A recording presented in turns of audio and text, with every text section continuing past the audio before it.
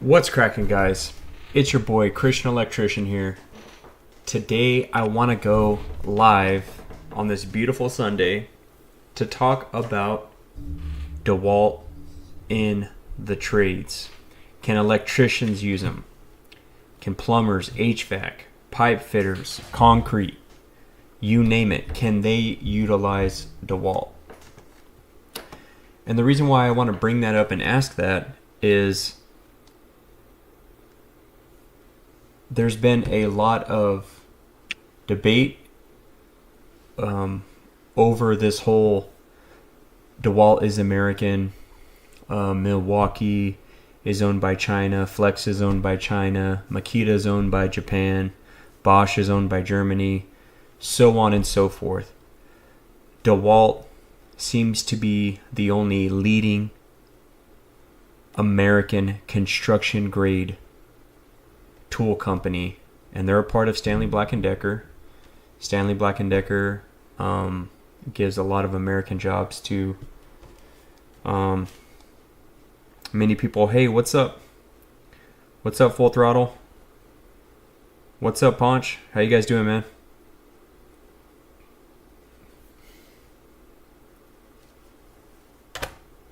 So I want to take a look at the Dewalt website, and I want to kind of work through some of the power tools for the trades. I think Milwaukee does a phenomenal job with advertising to Americans, and a lot of that has to do with being a part of Home Depot. I mean, if you go on the Home Depot website, you're probably just going to see like a bunch of Milwaukee advertisement. You go in the store, you're going to see Milwaukee, Ridgid, Ryobi pretty much dominating the space. You will see DeWalt at Lowe's and Home Depot, but most people shop at Home Depot. But yeah, guys, I want to just take a look at this, and if anybody has any questions pertaining to, power tools and that kind of stuff, I just kind of wanted to give a gist for those watching in the future. So the first thing I do when I go on the DeWalt website, let me just kind of refresh the page here. So I just click on these two menu little bars. I just go to products and then power tools. I click the arrow, and here we have, you can build your own kit, and below that you can kind of see category by category of what kind of tools are there. So you got automotive tools, cable cutting and crimping, compressors, concrete equipment, drills, dust management, electrical tools. There's even pneumatic tools, pipe and tubing tools, rivet tools, saws, specialty and other tools. So a bunch of stuff, nailers and staplers, but we're going to go to the electrical tools.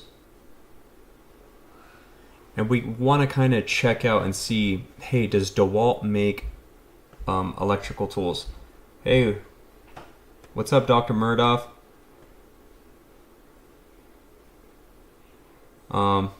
What's up, Diligence?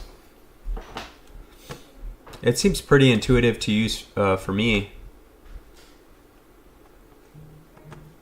So hopping, guys, the question is DeWalt, are they trades focused? Can tradesmen use these? Me being a California State certified electrician, can I use DeWalt to not only get the job done, are they innovating electrical tools to help me be more efficient in my job?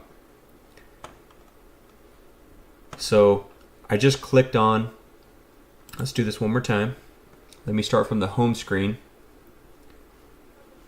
So to open the menu, you just click on these two bars up here. You guys know how to do all this with your phone. Just go to products and power tools. Don't just click on power tools, go over to the arrow, and then you'll see all this list.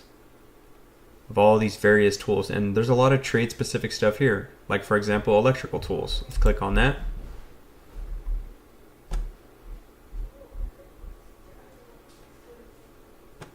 Tell them, Carl. Hope everyone's having a good Sunday. So right away, they show you some featured categories: cable cutters, cable strippers, crimping tools. You know, you got to crimp some lugs on. And you got rod cutters if you're running all thread. So they got some like categories. Hey man, are you looking for cable cutters, cable strippers, you know, crimping tools, or rod cutters? It's really niche for the electrical trade. But then if you want to scroll down, you have a filters button, and you could also modify your search to newest to oldest, or A to Z. You can do it alphabetical, or you can flip it Z to A, or oldest to newest. Filters. So you can narrow that down. Hey, there's 35 cable cutters, 3 cable strippers, 32 crimping tools, and 5 rod cutters. You know, you can kind of modify it to that. What I want to do is just kind of take a look. Hey, you know what? I'm an electrician. I just want to see what they got. I'm not necessarily in this space to buy something. I just want to see what they have. So right away, some new stuff that they've come out with: 300 MCM aluminum die set, number 6 copper U die set. Here's a power tool, the 20 volt max compact dyed crimping toolkit. So let's click on that. Let's take a look at it.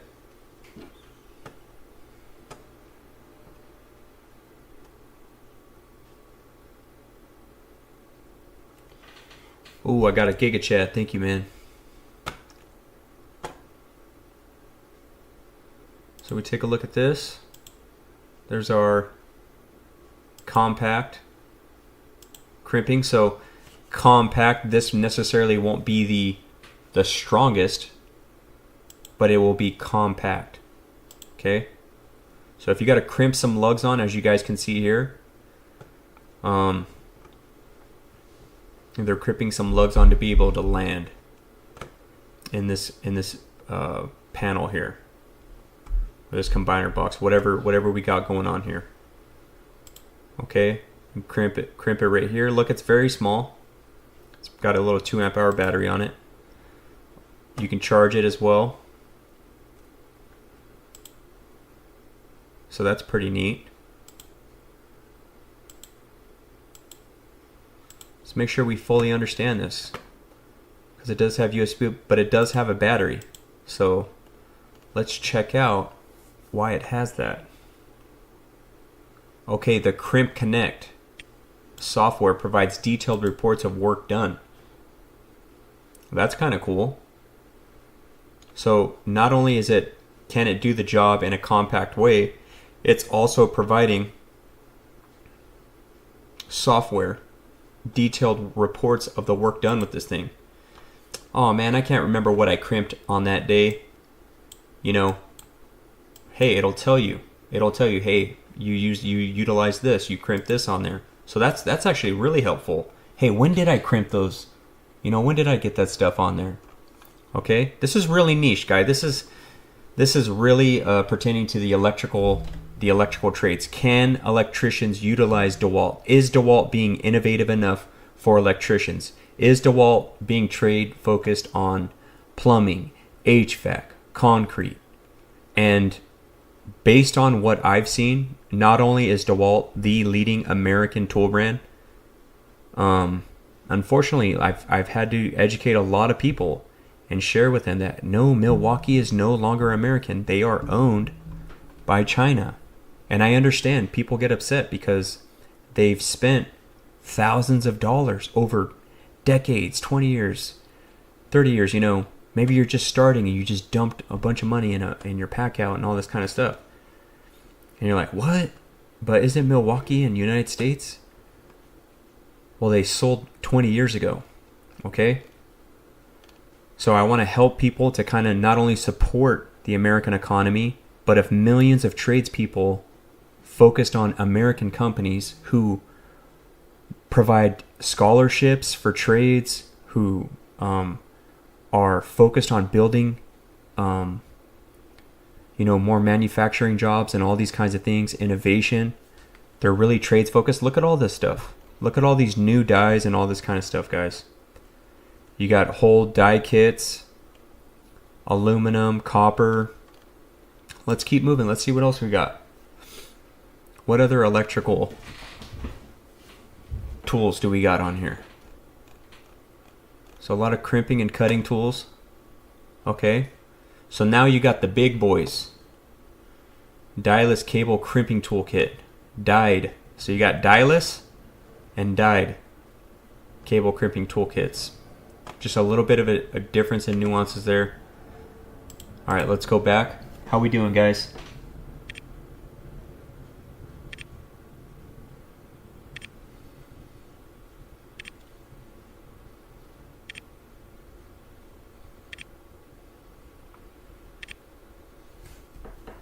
Let me make sure I'm answering everyone's. You guys got any questions or anything? You just let me know, okay?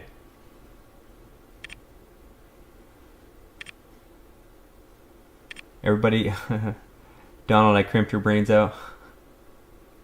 Hey, keep it crimping, okay? What's up, Van Man?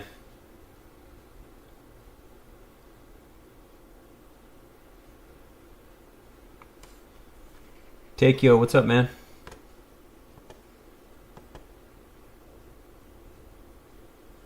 You don't want Black & Decker for Dewalt prices?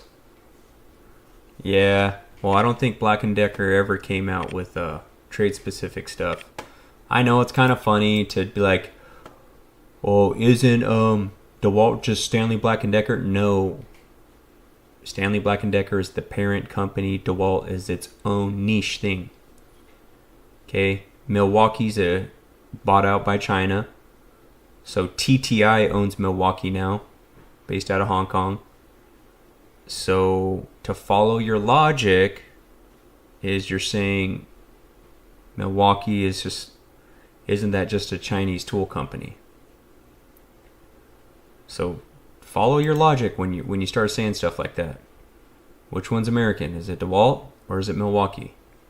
So guys, let's go back to power tools. I want to see what else they got for electrical tools. I think I clicked on only the crimping. So cable cutting and crimping. Okay, let's filter this.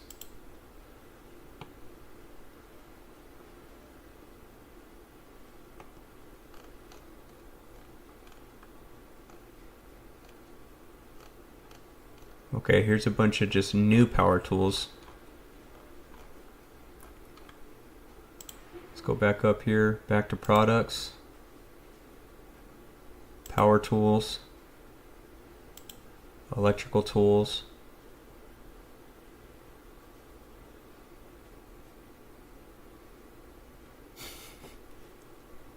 You think the site sucks? I think it's pretty straightforward.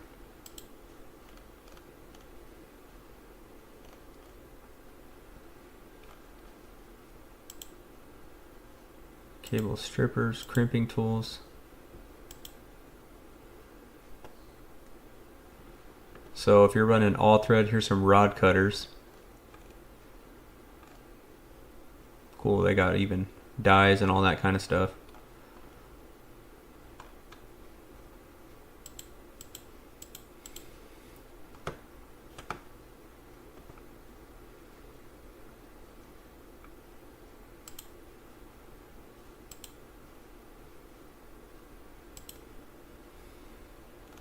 Here, let's look up some specialty and other tools.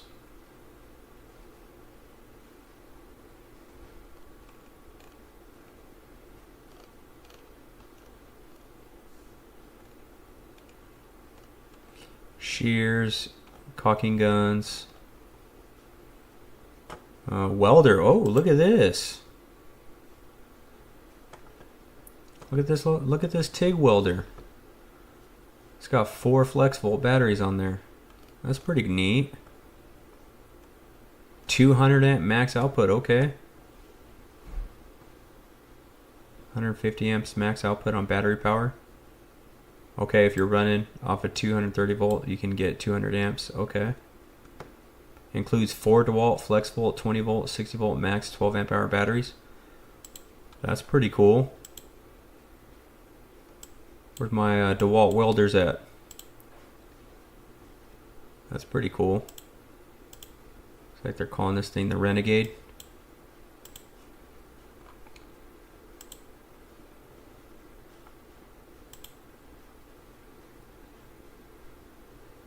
They do have this thing. I've played around with the trade solutions.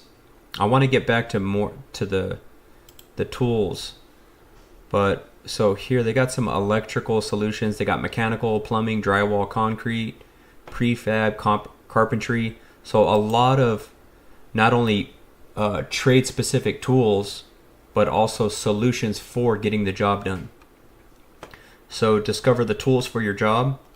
You come on this website, you know, you want to plan out all your raceways and all this kind of stuff and design. You can utilize their software to do that.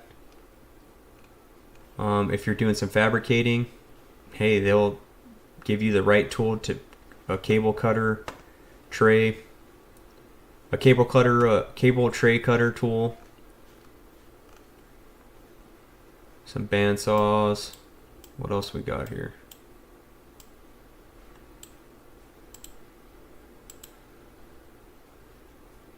Multi-cutter saw, some atomic tools, rotary hammer, tape measure with LED, okay, rod cutter, cable, mesh cable tray cutter.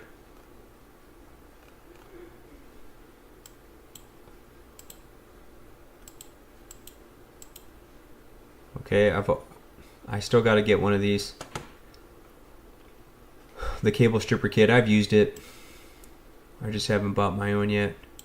This is kind of cool. You can kind of look up, you know, hey, I'm doing some temporary power up, you know, or a little underground, or maybe you're doing raceways, switch gear fixtures, equipment installation, low voltage. Okay, let's just hop over here to fixture. So what kind of framing you got? Oh, I'm in a commercial building, metal framing. For most of you guys, maybe, hey, it's wood framing. You're adding a light in your garage. Let's check it out. Okay, so here are the tools that you would need. Okay, laser level, lights, vacuums, you know, all these little specific tools that you could use for that job. Let's say we're doing equipment installation. Boom, rotary hammer for your anchors. Looks like they're recommending an impact wrench for this, for these concrete bolts. Also a laser level. You can do raceway installations. They got all these anchors, cast in place anchors, anchor accessories, direct fastening tools. I think it's pretty neat. You know, most people in the trades know what they need already. Say you're doing panel and switchgear installation. Maybe you're a contractor and you can come on here and you can say, you know what, I'm gonna have four crews. Maybe I'm gonna have one cable cutter per crew. You know, one cable stripper box. You know, everyone's gonna get these unit bits, 4 impacts. You know, you can kind of just come in here and play around on that stuff. So that's just all for electrical total solutions. We can check out some other ones. Let's go back to products. I want to go back to power tools. And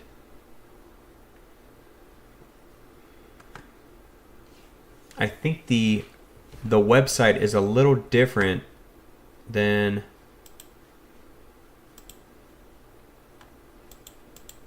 your mobile phone.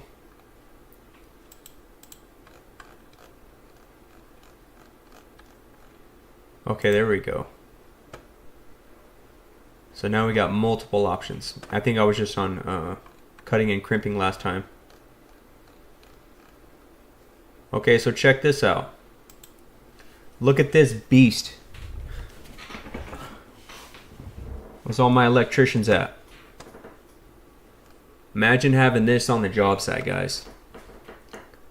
This is a 20 volt max hydraulic knockout toolkit with 1/2 inch all the way up to 4 inch punches and dies. So you're punching through 10 gauge mild steel and 12 gauge stainless steel. Threadless. Let's see more details on this. So let's just take a quick look. So this is your punch out power tool right here. And then if you're going to do a 1/2 inch hole, it's going to be a small little hole. You're probably going to use that little thin one right there. You know, use your unibit or your hole saw, your carbide hole saw. But maybe if you're going to start doing these 2.5 inch up to 4 inch knockouts, you got to use this big guy right here. You're going to start using 2 inch to 1 inch or 1.5 inch. You're going to have to use that medium sized one back there. But it comes with a 2 amp hour battery. It's got these Tough System 2.0 kits. This is the top of the line kits. That's all Tough System 2.0. So you got your cart. You got your cart that you're rolling around. You're bringing into your electrical room, your modular 5-in-1 system. This connects directly on that. So you pull that bad boy off whenever you need it. This head right here, it oscillates 180 degrees. You guys ever been doing a knockout and you can't quite get that right angle in there? So you got to kind of take some stuff apart to get that on there. Maybe you're punching in a panel that's already got wires in it. You're doing an add-on or you're running a new conduit. So you can't really get that in there. Well, this head right here oscillates 180 degrees. It's not just fixed. It'll move all the way around. Very innovative. These knockouts,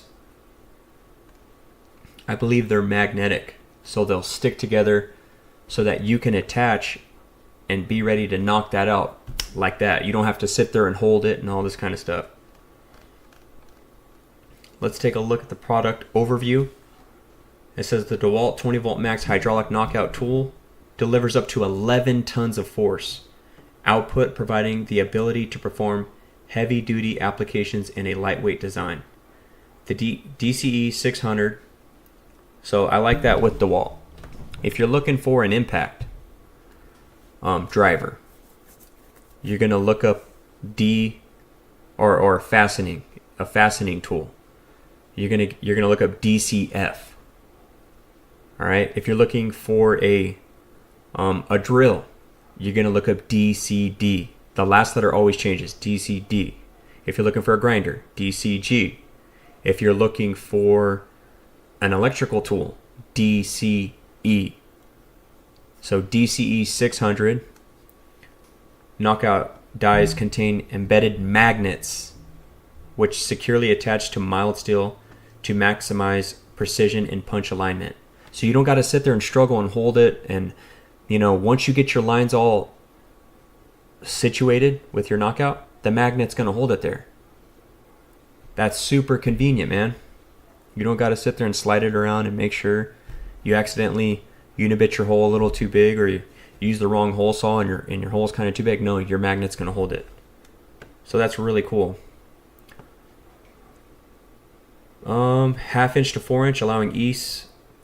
Punches split slugs ranging from 1/2 inch to 4 inch, allowing ease of use in disassembling the system once the knockout is completed. The tool's inline design, 180 degree rotating head, and ability to set the punch and die system without the weight of the tool provides versatility in the knockout process. This tool utilizes DeWalt's 20 volt max system. It joins 300 plus products in the DeWalt 20 volt max line, each engineered to meet the specific needs of demanding trades. Some additional features: inline body and a 180 degree rotatable head allows maximum clearance in tight spaces. Inline body. So when it's saying that, and we take a look at this, it's in line. It's all right up here, and this thing can oscillate, boom, all the way over. It's not just fixed at a right angle where the tip's right here, and then you're putting your slug on, boom. Then now you got this right here, and all this hanging off on the side, way over here.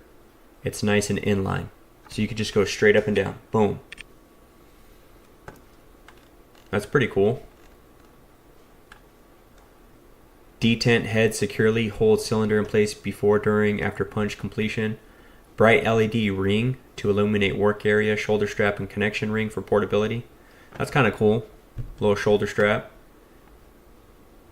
Chip pocket accepts tool connect. You know, you buy those little tool connects.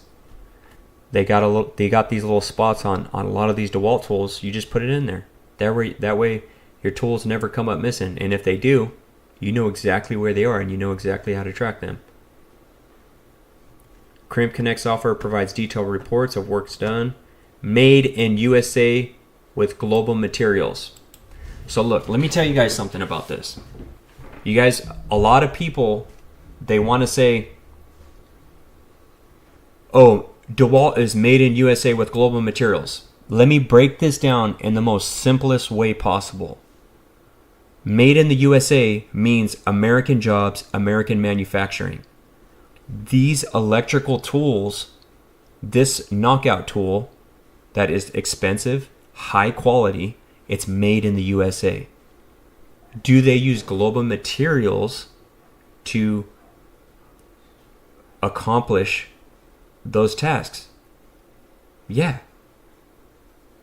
But here's the difference between American owned and made in the USA. So you got a company that's American owned and made in the USA. That's a whole lot better for the American economy. Versus Milwaukee, which is owned by China, made in China, or made in Vietnam and other various places. Dewalt has to be competitive with all these other companies that make their power tools in other countries. They go there to third world countries, they make tools at a cheaper level, and they sell them here in America. America, unfortunately, doesn't have a strong enough group of people that are really like, hey, I really want to support American companies first, rather than, and perhaps many of you on here share that same sentiment with me, and you're like, no, I'm like that as well. I've been doing that for 10 years, 20 years.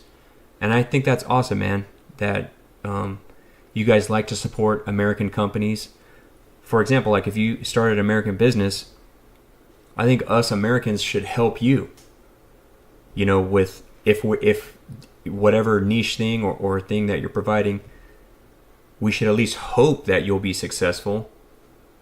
And I think we just need to be a little more intentional with supporting companies. So to go over this made in USA with global materials one last time, for the sake of the stream, I'm not saying I'll never bring it up again, because unfortunately I have to bring it up a lot because there's always new people.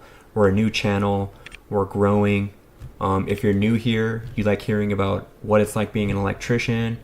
You know, what was it like going through a 5-year commercial apprenticeship, becoming a state certified electrician, lead electrician, foreman electrician, and those kinds of things. I also have a lot of hands-on experience with testing out Milwaukee, Dewalt, Flex, head-to-head. So, you know, after doing that for a long time, or not necessarily just a long time, but over the years while being in the trades and then buying tools and trying them out for the channel, I just realized that not only is DeWalt winning a majority of these, or at least half of them, they are, you know, and that's Flex and Milwaukee. Flex won like the other several, and Milwaukee actually only won a couple of them. So it just made a no-brainer for me to support an American company, because Flex is not an American, Milwaukee's not American, DeWalt is, and in my experienced, you know, opinion as a certified tradesman in electrical, when I see the innovation in this power tool, like a lot of people say Milwaukee's leading in innovation, but the difference in the tools that they come out like Dewalt just doesn't make an impact wrench.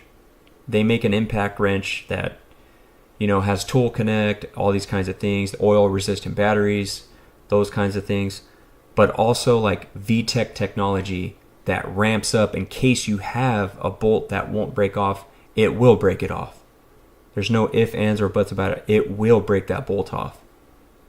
And if you don't want something with that much power, then they offer one below that you can choose. So don't sleep on DeWalt innovation, man. Don't sleep on American DeWalt innovation.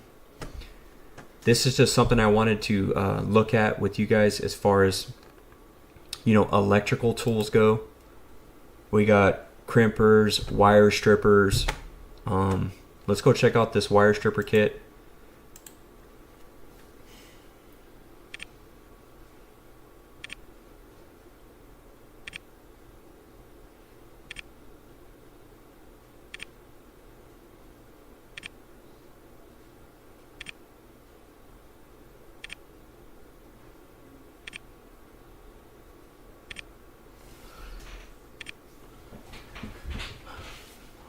Oh, we got Josh here. What's up, Josh?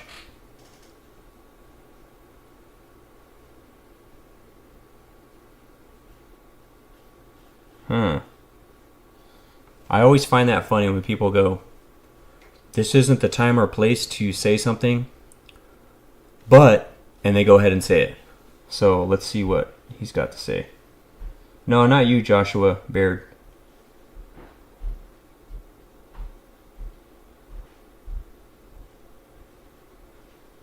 I hear you got some choice words for me. Obviously, this isn't the time or place. But I could be a man and email you if you have a problem.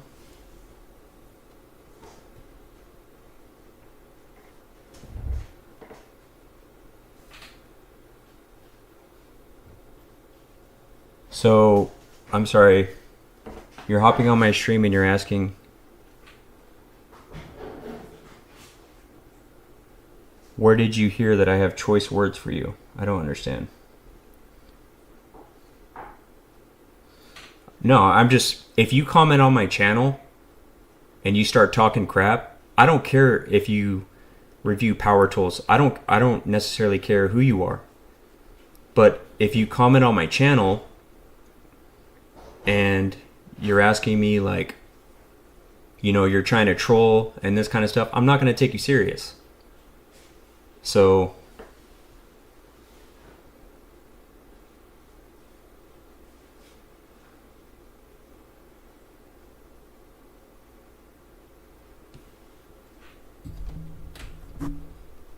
well, who are the people telling you that?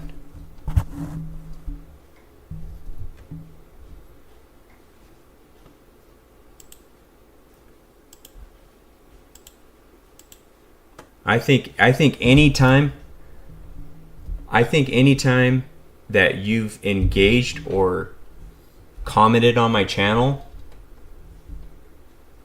you've done so in a way that's been not beneficial. Like, you commented on my DCD 806 hammer drill compact hammer drill, and you're like, oh, I've already done this test. Like, nothing, like, didn't really like provide anything. You just like commented like, oh, I've already done this test. And then like, I think on the other comment that you did on one of my videos, I think it was a short where I talked about the DCF 961 being the best, the DCF 892 being good, the DCF 860, the DCD 1007, the hammer drill, and the DCF 870, the hydraulic impact driver. Those have been verified by Torque Test Channel as all four of those being number one. What I have done on my channel has gone head to head with Milwaukee and Flex, and I have further cemented that that was a true statement. The only one that's debatable is the DCF 860, which is better with smaller fasteners. When it comes to bigger lags, it has a slowdown feature to preserve the tool, which is innovative technology in and of itself. to preserve the tool, because Milwaukee Gen 4, when you use that power tool, it's burning up on everyone's live stream. So, to answer your question, I've never even said your name. I don't know who you are. I'm not excited when I see you hopping on my live stream, trying to start something. I'm not excited when I read your comments. I don't know what your goal is, but I've never really benefited with dialoguing with you. And honestly, I hope you have a blessed life. Whatever your goal here is on YouTube, I wish that you are productive. I hope that you're beneficial to whoever you're trying to reach, whatever your goals are. I hope they're in some way, shape, or form beneficial to the American people in some way, or to people globally. But yeah, I don't. just because you're a YouTuber, I treat everybody the same. I'll treat everyone the same.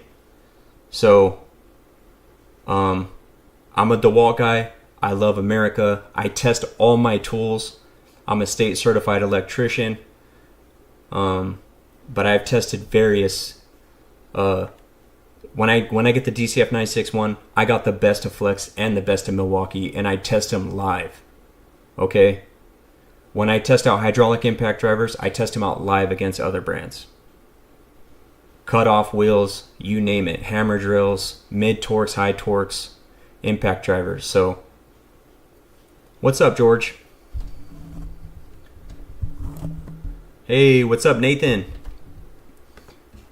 How you guys doing? That's pretty much all I got to say to you, Josh. So, good luck in it. It is whatever your goal is. Oh, it looks like you already got timed out. That must be talking smack in the comments. I'm super grateful for the moderators here. They do a good job with volunteering their time. So if you guys could give it up for them in the chat.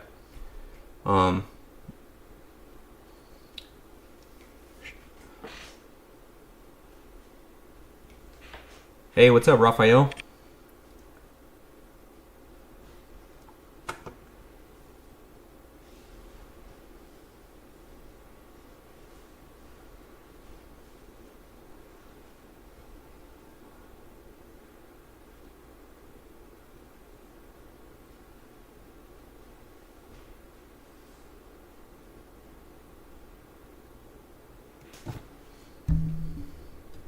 Well, I didn't get a chance to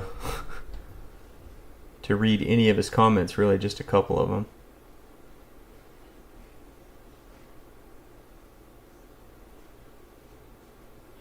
Yeah, and NYY, the shareholders, the Vanguard, and all that kind of stuff, it's only about 20%. So you still got about another 80% of shareholders.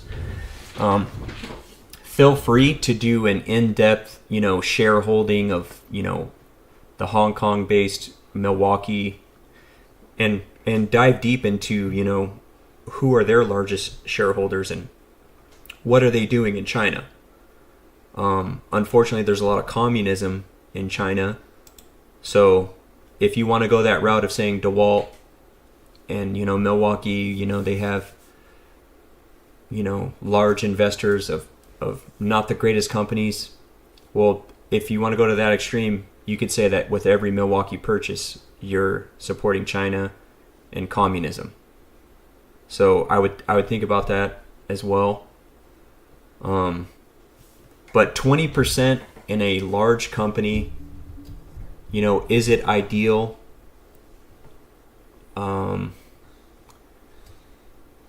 No. But then again, there's 80% of other shareholders out there, so I've already looked into that.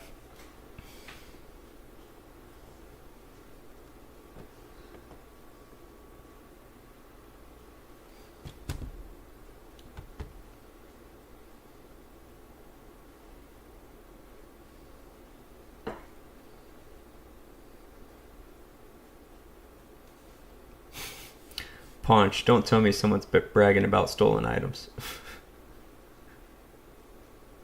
There's no way. There's no way someone would do that. I can't believe that. Wow.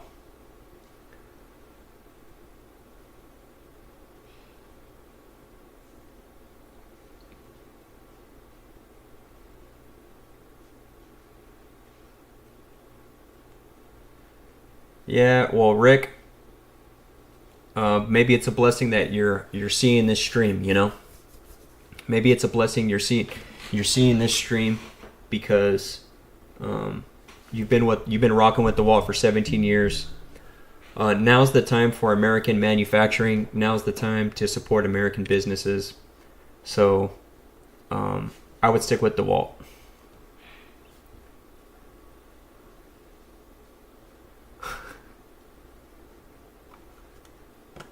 I hear you, NYY. I'm just kind of getting to the gist of that whole argument or that whole debate, man.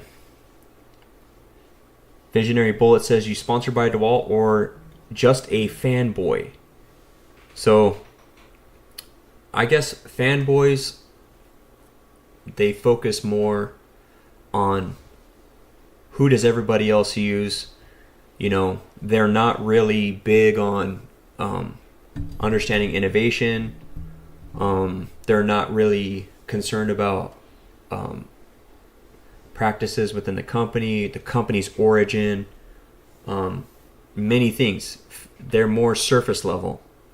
So am I a Dewalt fanboy? No. Am I a Dewalt user? Yes, and here's why. Not only are they the only leading American construction grade brand, like Orange Ridgid, no, they're not. Ryobi's not. Milwaukee's not. Makita's not. Bosch isn't. So Flex is not. So when I look at all these other companies, why would I use Dewalt? Because I've used Dewalt head to head against the best of Milwaukee, the best of Flex, which is a 24 volt brand, and Dewalt has won a majority of those.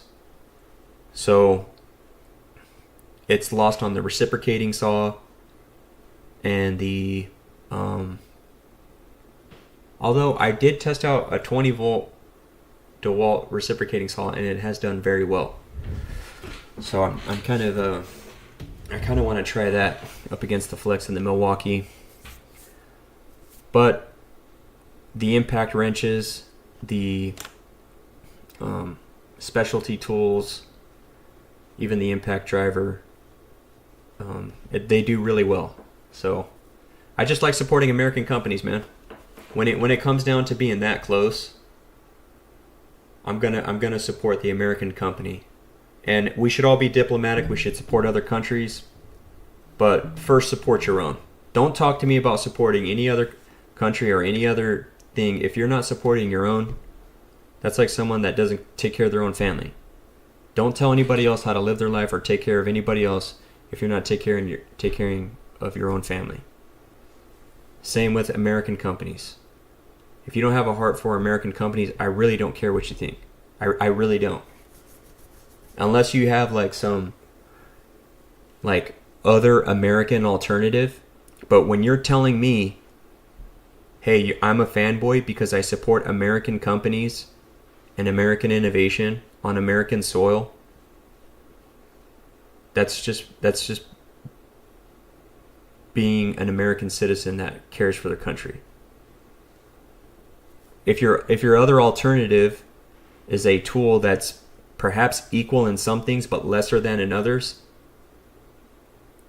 or maybe on some things they're better, if you want me to go to a non-American brand, it's really got to be significantly better. And from what I've seen testing it firsthand, everybody cares about Dewalt and Milwaukee. I've tested them firsthand. I was going to be like, if Milwaukee is going to crush Dewalt and everything, I'm just going to switch. That's what my mindset was. But after testing them and like going, every time the task at hand, Dewalt is performing really well. Very practical. I really liked how Dewalt performed. And it's all on my previous videos if you want to watch them. So, but is Dewalt innovative? Look at this cordless cable stripper kit. Let's take a look at that.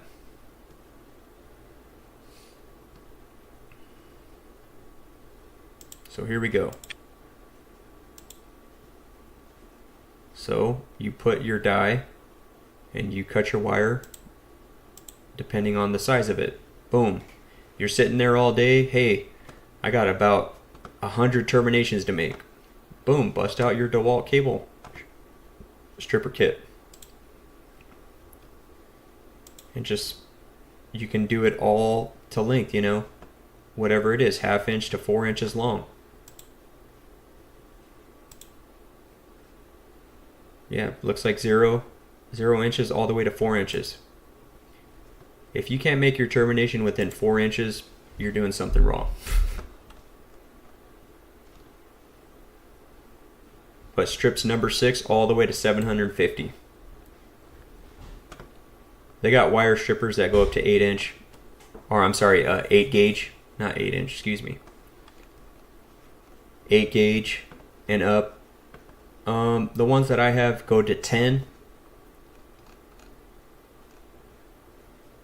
Some people like to use box cutters. I do that. I use box cutters sometimes, or knives. So what trade are you guys in? If you're watching, what trade are you in? Let's check out another trade.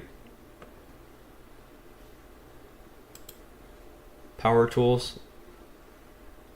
Let's go. Let's look up some pipe and tubing tools.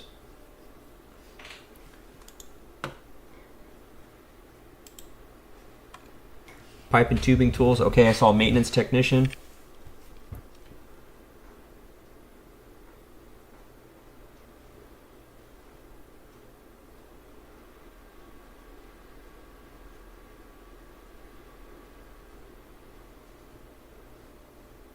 Oh, right on, Noah.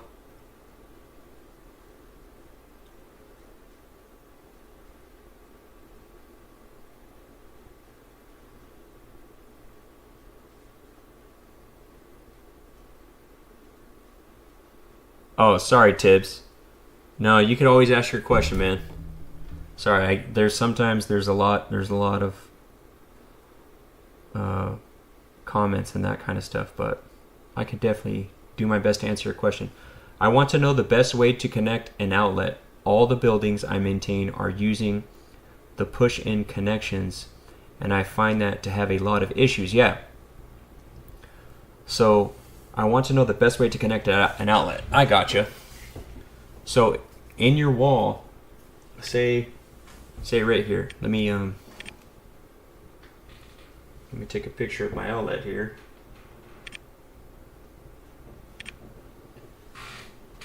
So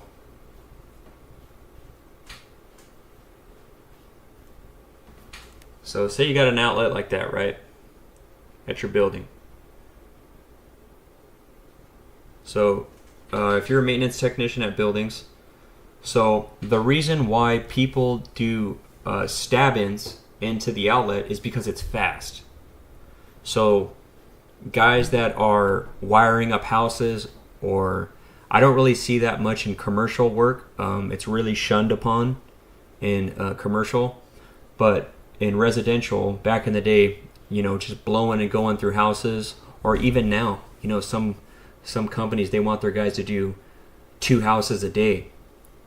So it is legal, you know, they couldn't have that there, those stab-in holes, if it wasn't legal. But why is it there? It's for efficiency. You can, you know, stab them in, boom, boom, boom, on to the next.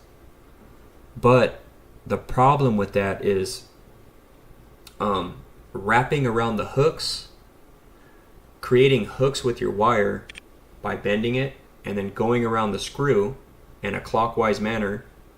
The orientation of your I actually have how I make up receptacles. I have a video about that. So you could watch the video. I talk about installing a new one, or adding one, and those kinds of things. So, but just for the sake of answering it right here, right now, I like to pigtail. So say I got power coming in, power going out, power coming in, daisy chaining, so on and so forth, all throughout each outlet. If it's a dead end, I just wire the wires straight in, no wire nuts. If I have an in and an out, I wire nut all the wires together in their own colors, right? All your blacks for your hots, all your whites, and all your greens. And then you pigtail out of those into your device. That way, if that outlet fails, it's not wired in series and it kills all the other outlets. When you wire it like that in parallel, that device dies, only that device does. If you wire it in series and you plug them in the top and plug them in the bottom, your line coming in, your load going out, when that device dies, all those downstream are going to die, or they're not going to work. So that's another reason why not to use the stab-ins. The most that's probably one of the biggest reasons. The other biggest reason for that is when you stab it in the back, what it's doing is it's utilizing the prongs. There's these forks inside of these outlets. So the forks on each of those slots, say on the top two, you have the smaller fork is your hot, and the one on the side of it is neutral. It's very faint, the difference in size, but you can see that it looks like one of the eyes on that outlet face, one's a little smaller and the other one's a little bigger. You probably never noticed it before, but now you can. The two on the top. Well, they're these forks, and when you stab it in the back, that wire's going in between there. But what happens is after you plug something in, unplug it, plug something in, and unplug it, those forks get worn out. And then you got that wire that's stabbed in through the back of the receptacle, and it's not terminated on a screw. Those things begin to get loose over time, and that wire starts to move around. What starts happening? Arcing. So now it's going to arc until there's so much corrosion on there, boom, that there's no longer a solid connection for copper on copper. And so now you're going to plug stuff in, it's not going to work. You got to jiggle it sometimes. Oh, now it works. So to avoid that whole thing from happening, potential fire, killing multiple circuits until you troubleshoot and find out which one's not working, wire it up the right way. It takes a little longer. It's going to take a couple more wire nuts. They do have newer receptacles where the tabs open. You place the wire in straight. You no longer have to bend a little hook and land it on the screw. You just put it in straight and then you close the tab. They're more homeowner. They're going to cost you a few more dollars. I haven't bought any of those. Like if I'm doing an outlet or something for my in-laws or something like that, I'll put it in like a USB outlet, one that's got USB so it can charge their phones or something. You know what I mean? You got to go above and beyond for the in-laws. But I hope that helps, man. And sorry for anyone if I don't ever answer your question. Odds are I just didn't see it, so I apologize for that.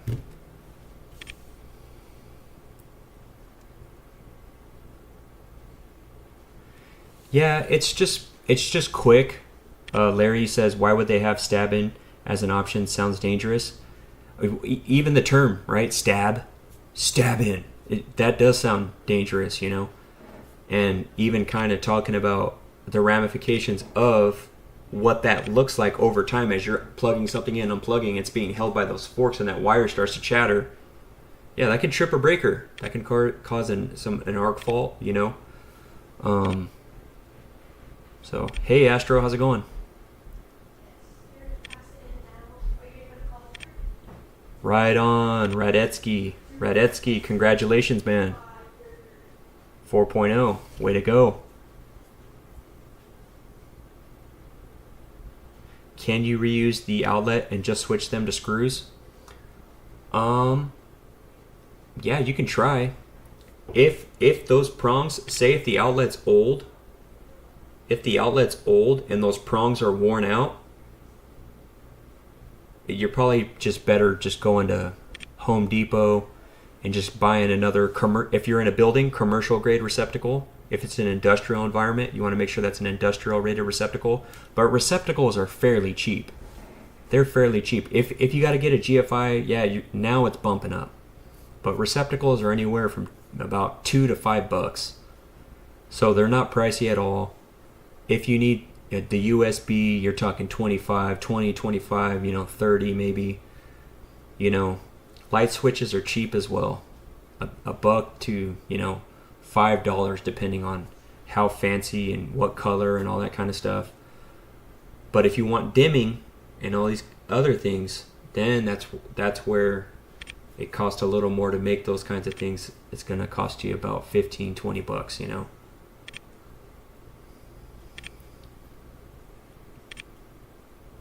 Oh wow, GFI for $40.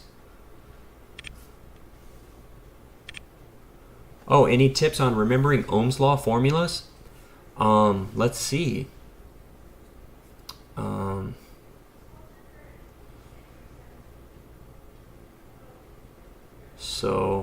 Oh gosh, it's been a while since I've been asked that.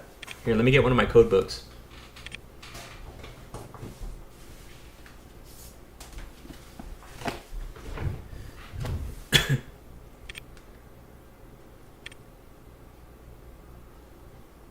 Other code books have come out since I've been in the apprenticeship, but I remember writing all of them down in the back, But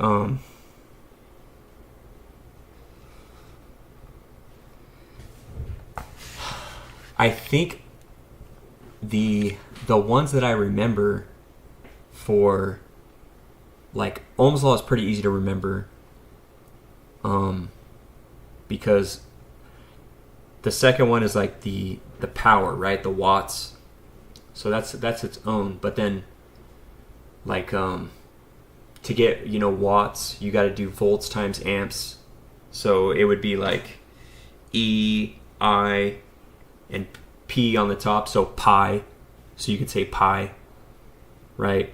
So that'll help you remember the ones with the watts formula. But then your traditional one, the I, R, E, your resistance or your ohms, your volts and your amps. So Rye or something like that.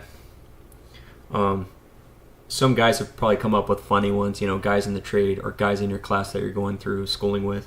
They come up with some funny ones. But one that I remember about voltage drop.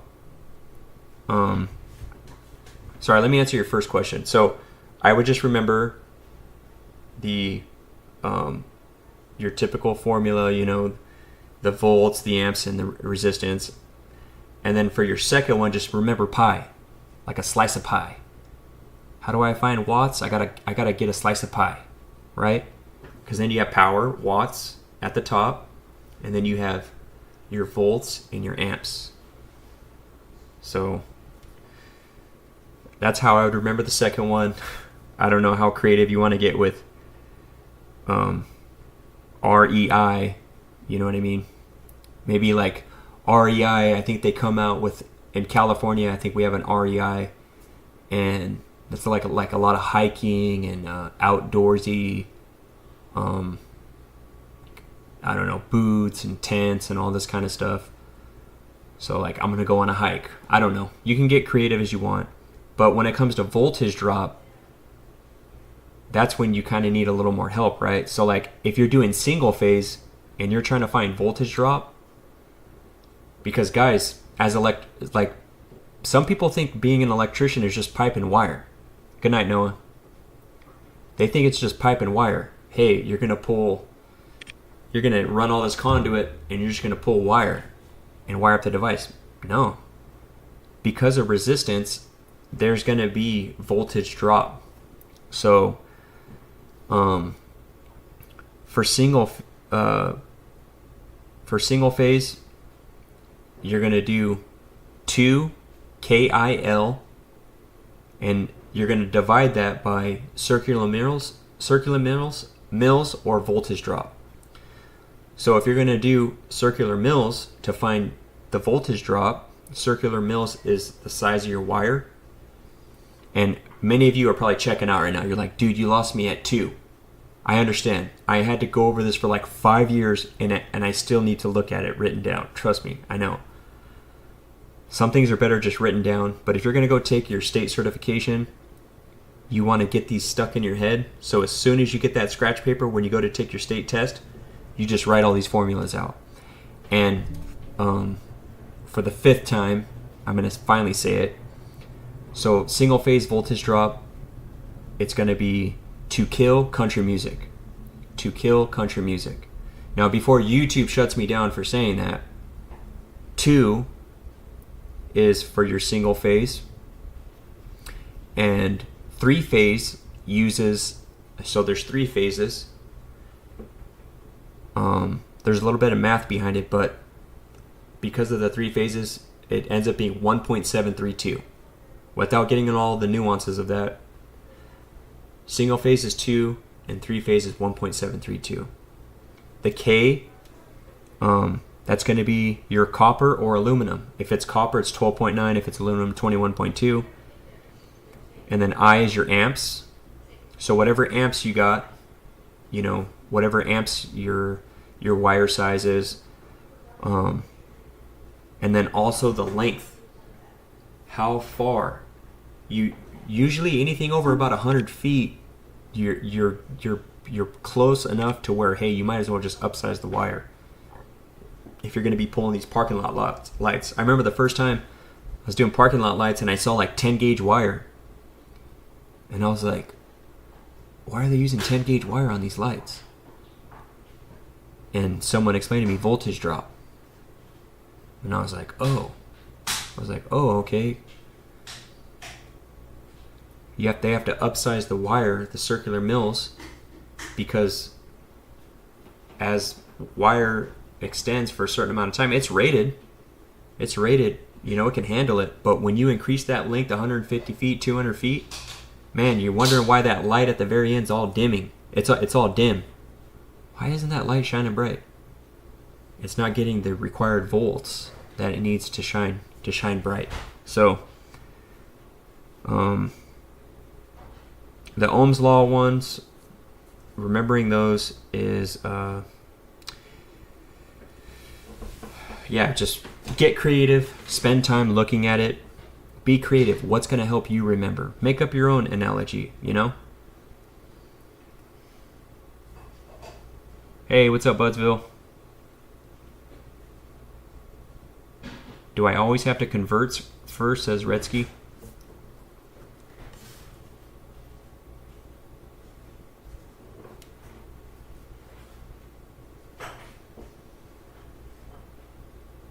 Oh, right on. I got my up-to-date code book in my truck. I got a 2017 right in front of me. I think California is using the 2020 right now.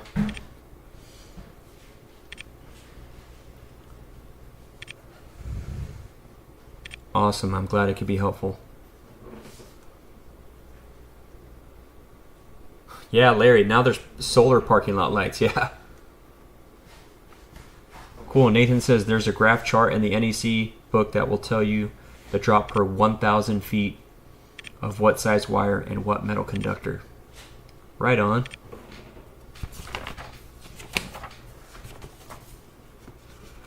Yeah.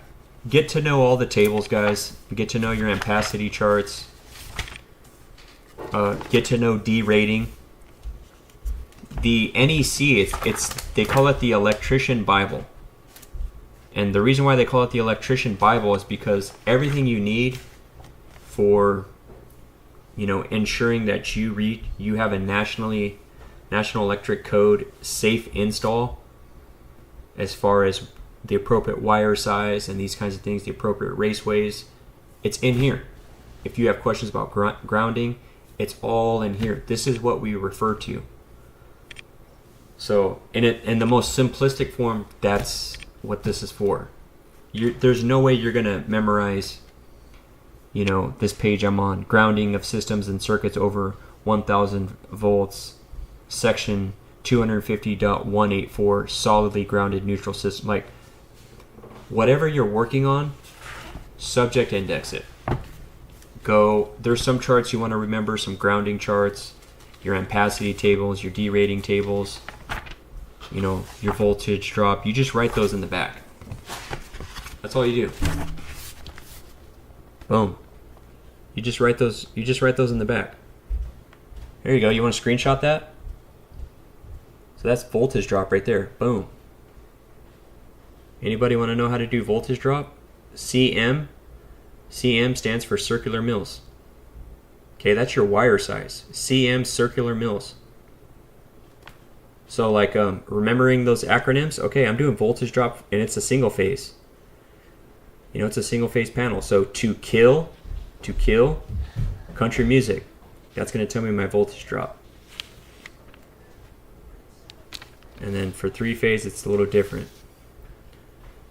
Okay, K is your conductor. Is it copper or is it aluminum? So if it's copper, 12.9, aluminum 21.2. I thought that was a little interesting note. The 7.46 horsepower equals 1 watt. And then L, your length. I is your amps. CM's your wire size. Get one of these stickers right here.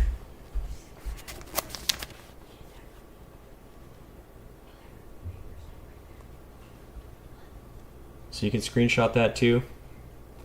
I got mine through my apprenticeship and I just left it on there.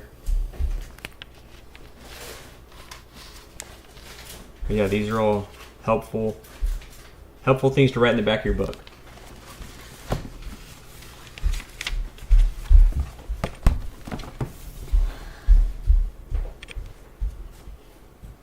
Three-way switches. Oh, you got this.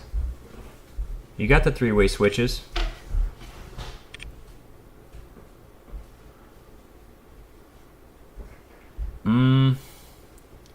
Do you have to size the wire?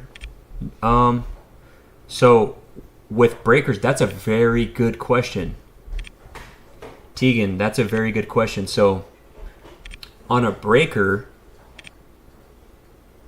back in the day when people let me just answer your question before I go off on a tangent here. Do you have to upsize, say you're running parking lot lights and you got 12 gauge wire, but then you're like, oh no, I did my math, I did voltage drop, this is not going to be sufficient, I'm not going to have the appropriate volts, I'm not going to have my 120 out in the parking lot, it's going to drop all the way down to 100 or 98 volts. So I need to upsize this wire.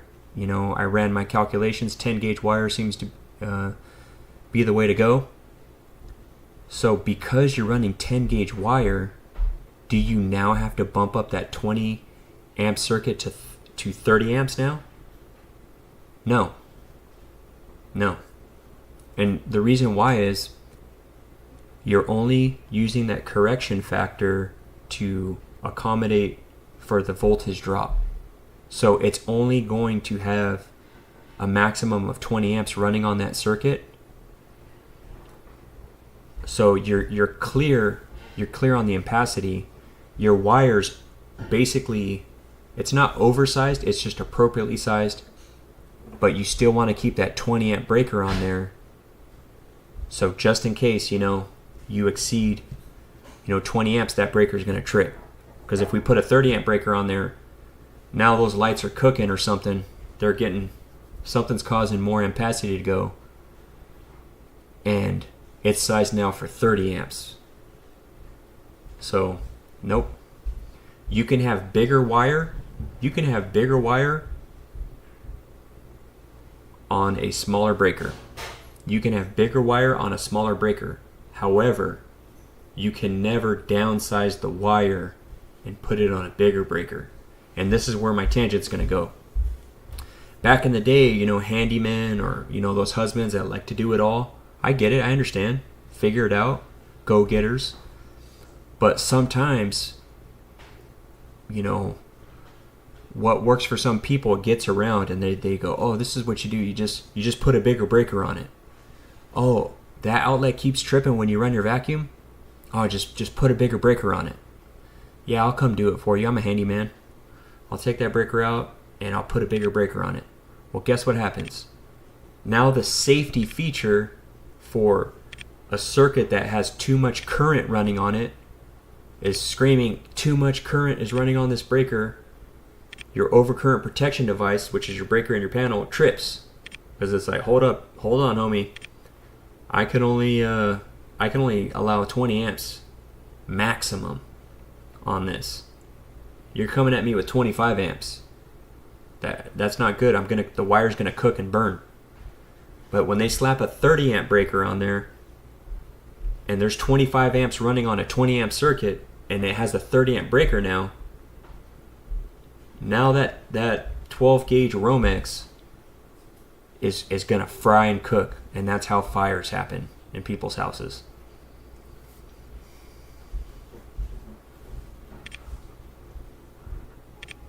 Caleb Crow, I got you, bro. You're like, could you explain Ohm's law like I'm a child? No, I got you, bro. You're like, hey, just break it down, make it simple. So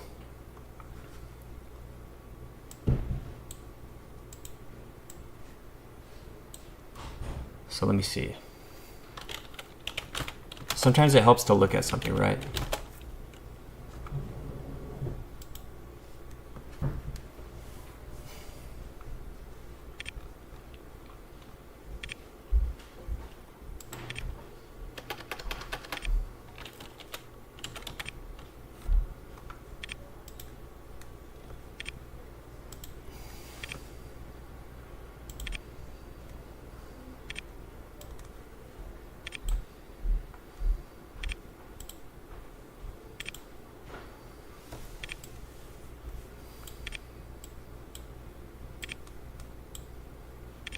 Okay, here we go. This will help. It's kind of a triangle. I don't really like this whole triangle deal we got going on. But anyhow, E is your voltage. So anytime you see E, that's your voltage. I is your current. That's your ampacity.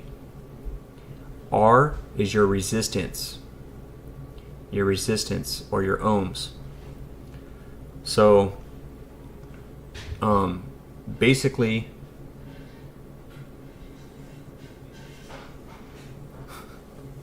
Peach said I always look like I'm about to cry. Do I? Thank you, Peach. I'm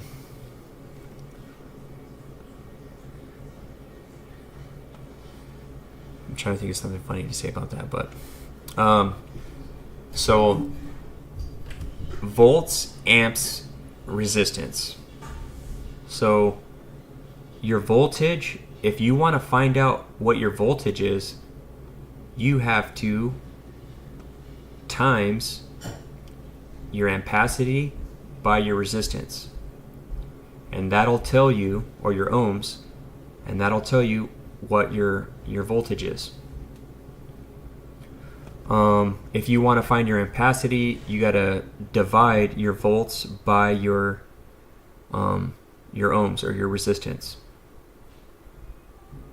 If you want to find your resistance, you have to divide voltage by your ampacity. So basically, these are just formulas. So anytime you're going to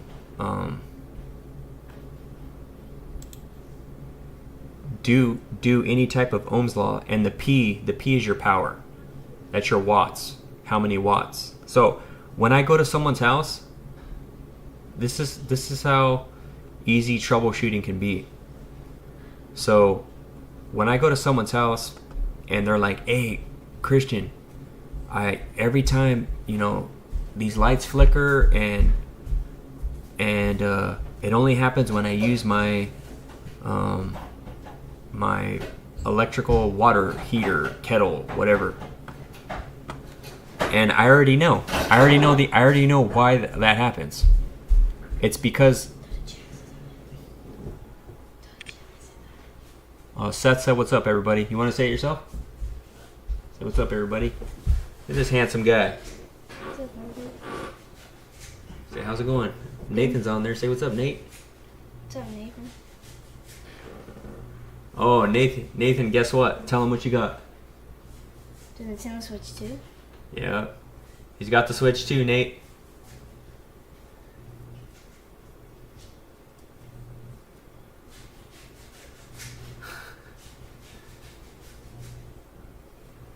All right. Peace. Said peace out, everybody. Everybody say what's up, Seth.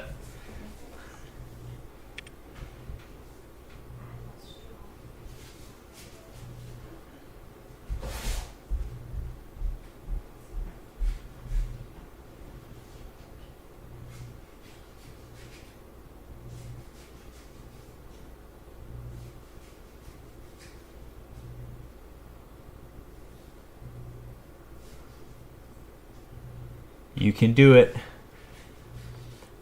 I'm working on baby number 2. I took an 8-year break. My wife and I took an 8-year break. We wanted to adopt. But, you know why it looks like I'm going to cry? It's because the lighting, guys. Okay, I just realized it. I was like, what the heck? How do I look like I'm always going to cry? Check this out. Look what happens. See? Now it doesn't look like I'm going to cry. You're seeing the light flicker off my eyes. I was like, what? Really? How does it look like I'm always gonna cry? Maybe you can't tell now. Fine. Maybe I'll just be way back here. Maybe I'll just do this.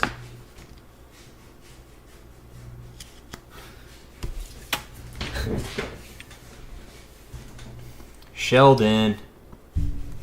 Only Makita. Sheldon, who owns Makita? I'm putting you on the spot, Sheldon.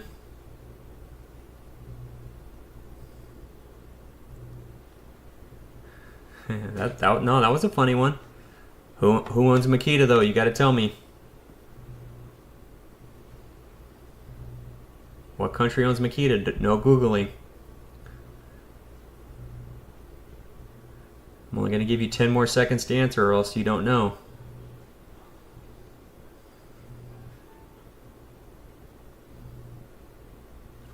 4, 3, 2, 1. All right, Sheldon. Multiple choice. No, I'll just give you the answer. It's Japan. Japan owns Makita. So the reason why I buy Dewalt is what I've noticed on the trades is it's either Dewalt or Milwaukee. When we're talking about the 2 largest power tool platforms, 10 years ago Makita was up in the mix, but these last 10 years it's kind of changed. I got tired of people saying, "Oh, this is better because XYZ," but it's usually their own personal opinion. So what I started doing is just saying, you know what? I'm going to buy these tools myself and I'm going to test them out. What happened was I was working a lot of prevailing wage jobs. And so I saved up like a lot of money and I wanted to take a break and, spend time with the family. So I started this YouTube channel and, it wasn't like, I didn't have any work or nothing like that. No, I just literally was just like, I'm pretty good right now. So then I just bought like a bunch of power tools and I just was like, you know what, I'm going to test them all out. And if Milwaukee beat Dewalt, I was just going to be like, you know what, maybe I'll switch to Milwaukee. And after I tested Flex, which is the 24 volt line, Milwaukee Fuel, and Dewalt XR, which is their construction grade, after I tested those out head to head, Dewalt won like half of the tests. And I tested out like 10 different power tools. And Dewalt was like number one in the specialty tools, like the cutoff wheel and the hydraulic impact driver and in the impact wrenches, both mid and high torque, and the hammer drill. And so after that, I was like, well, all these tools are actually pretty close at the end of the day. Even with the wins, like it's marginal, like it's very slim. So I was like, well, what's the deciding factor? Is it color? Does it really come down to color? And then I realized Milwaukee and Flex are owned by China. And nobody knows Milwaukee's owned by China. They think it's an American brand. But it's literally owned by China for the last 2 decades. But Dewalt is an American brand, and I looked them up, and they've always been American. Milwaukee and Dewalt started at the same year. So, their innovation is solid. That's what we're looking at today. You know, now we're checking out these pipe and tubing tools. You can see this gentleman. He's up running racks. He's got some, I don't know, pecs or something that he's running. But look, we got some drain augers. This threader, I want to get one of these threaders because I thread Ridgid. And I want to get this thing, man. But check it out. I will be getting this pipe deburring tool. I ordered this. I should be getting that this week. It's already shipped. I got it off Ace, not hardware, Ace Tools or something like that. It's on the Dewalt website. You click on Buy Now, and I went to Ace Tool. And when I clicked on there, I got a free 5 amp hour battery. I had to pay $25 for shipping, but I got a free 5 amp hour battery. So a 5 amp hour battery should be about $60, maybe $50.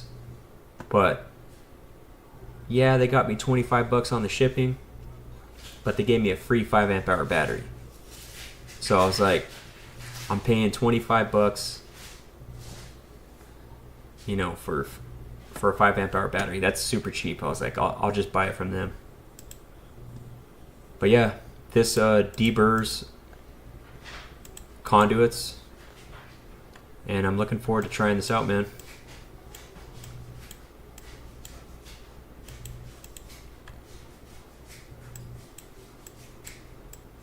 See if I can scoot this over. There we go. PVC, copper, EMT right there. You can get blade replacements. They already have those on there. I'm really pleased, man. I'm really pleased with DeWalt's innovation. Just like that whole setup right there. I like the way this clamps and locks down. They have this little bar, this little clamp that hooks around the pipe, and you can see this little steel rod that sticks out. That's where you line up the DeWalt to keep it straight and center. This is a 60 volt tool, so you got to use a flex volt battery on it. It comes with some oil resistant ones. Transfer pumps, copper cutter wheels, copper tubing cutter kit, plastic tubing cutter, copper swage toolkit, threading dies. Look, if you don't want to buy these specific power tools, you could just get the impact connects. DeWalt has these cool impact connects where they attach right onto your impact. Super cool. Let's look at some other trays on here. So power tools once again.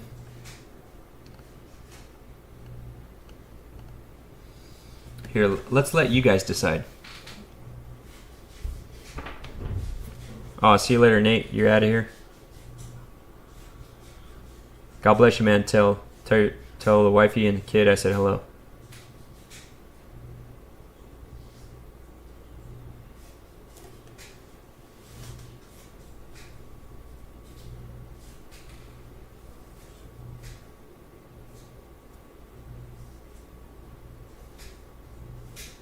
Oh, I'm in California, man. Drago. I'm in California.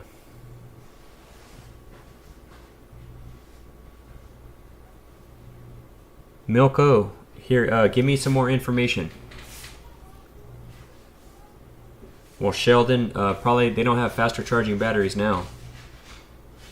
Dewalt and Milwaukee got these fast chargers. Fishing rods. Dewalt, send it. Nail guns. Now, I'll be honest with you guys. I haven't heard good things about Dewalt's nail guns. I've heard that they've rectified that charging. You know, like Dewalt, it'll sink a nail, but then it'll charge back up. It'll ramp up. Whereas the Milwaukee's more rapid fire. You know, whereas the Dewalt is like.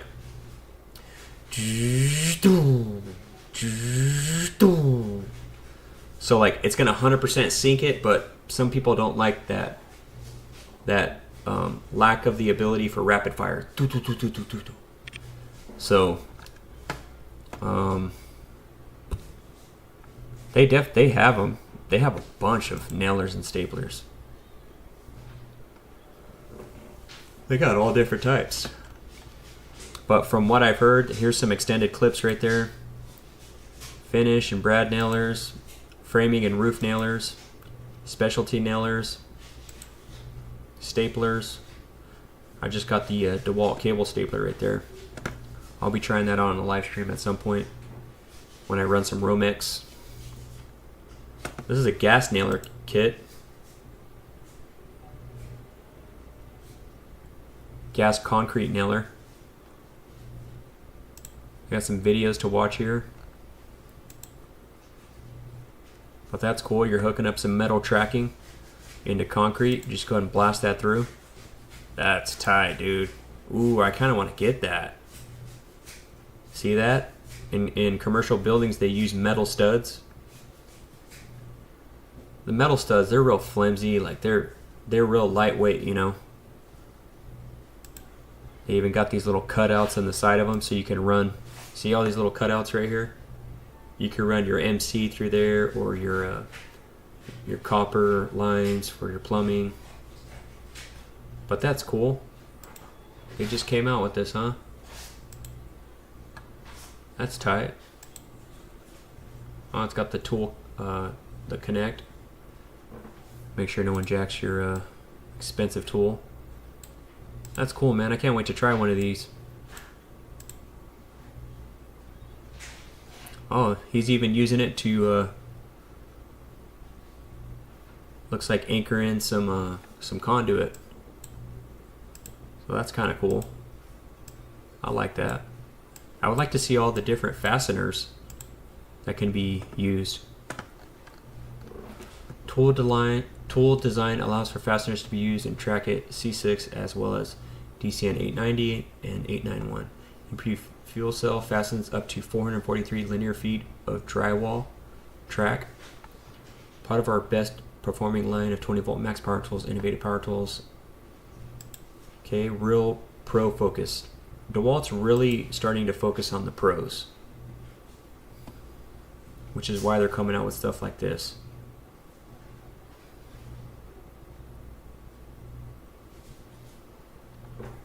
Okay, let's check out the other one. Let's see their other specialty nailer.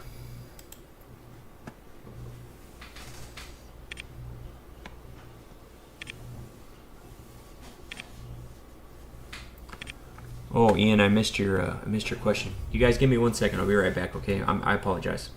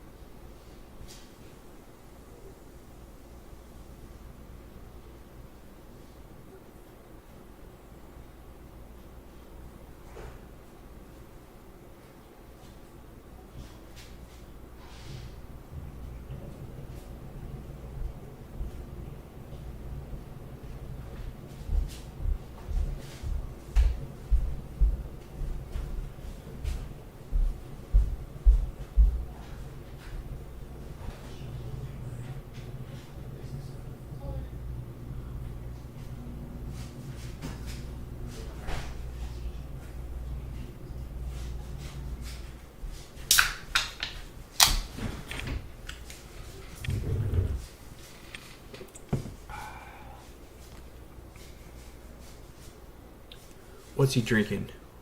What's that dude drinking? Waterloo. Sparkling water.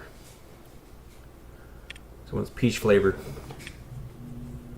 Naturally flavored with other natural flavors.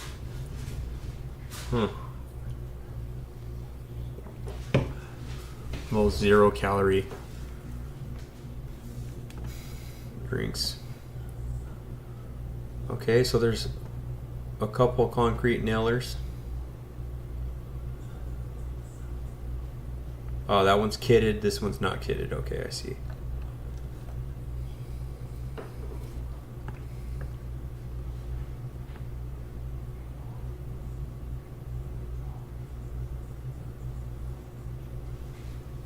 Oh, yep. Okay. I see. I'm glad Jonathan answered your question. Yeah, I noticed when I played with the Dewalt cable stapler, I was like, this thing doesn't even work. It kind of tripped me out. Well, let's go all the way over to the stapler right here. I could probably just go grab it from the garage. But this cable stapler kit, the DCN 701D1, let's let that load.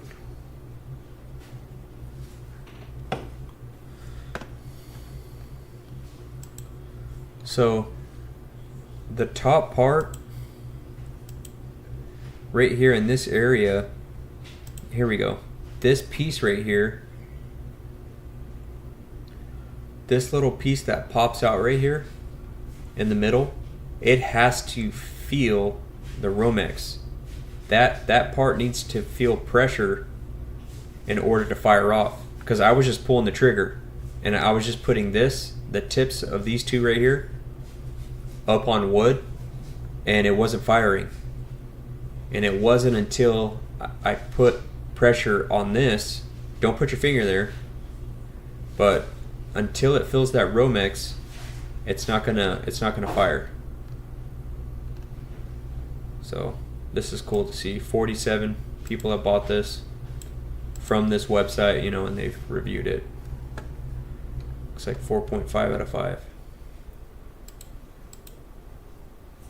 So even running Romex, spend a couple $100, get an efficient power tool. This is cool right here. See concrete guys? They're using this screed right here, discrete concrete. I got this tool system right here. I haven't brought it out to the job site yet, probably because it was so, it was a little more pricey than I usually pay for the tough system. But the quality is definitely there. You got those 4 wheels. Awesome cart. I haven't found a reason to get the Power Grab, the Grabo. I thought about it for panels, for getting my panels, but then,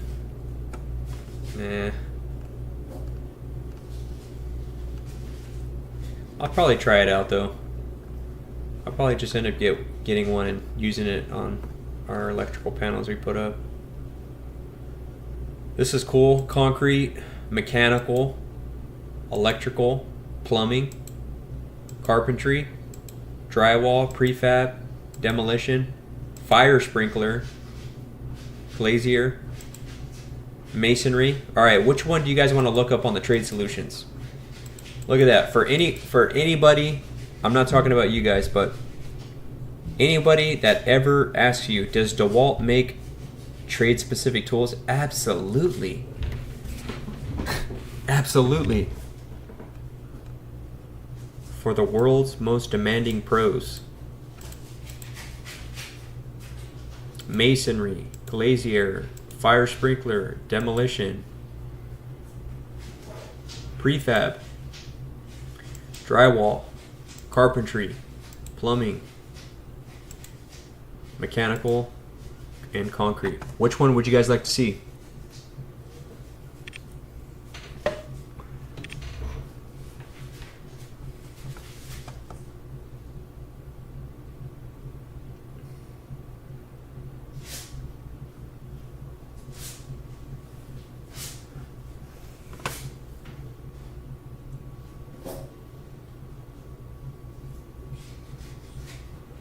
No, for the live streams, no. I don't really make any money off live streams, Jonathan. When I do live streams, it's just mostly fan interaction. The only time I make money off live streams if people donate.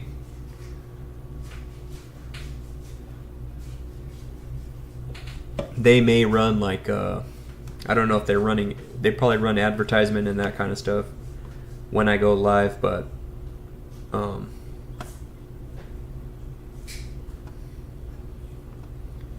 Milko J says Spider-Man. Are you saying I look like Tobey Maguire? I haven't gotten that in a while because of the beard. But someone has told me that once or twice.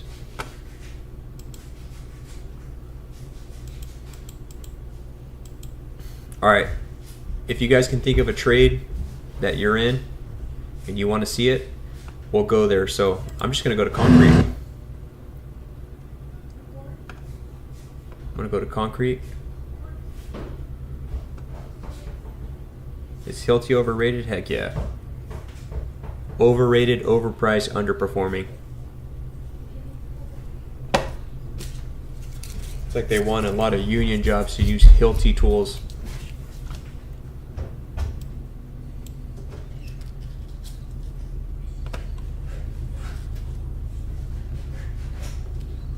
So it's kind of cool. It's they're offering pre-construction and design, some software that you can use in your design. But as far as site work tools, dude, they got concrete vibrators. Look at this. Those jumping jacks. I think they call them rammers, but they compact the dirt. Dude, that's crazy. You know those gas-powered jumping jacks? They have them electrical. Milwaukee's got these as well.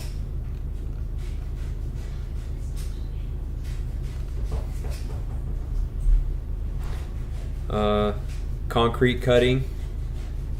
They got all the safety stuff you gotta have.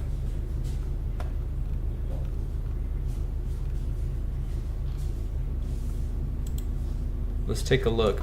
Let's take a look at these construction concrete line. You know, the World of Concrete, these got all unveiled last year.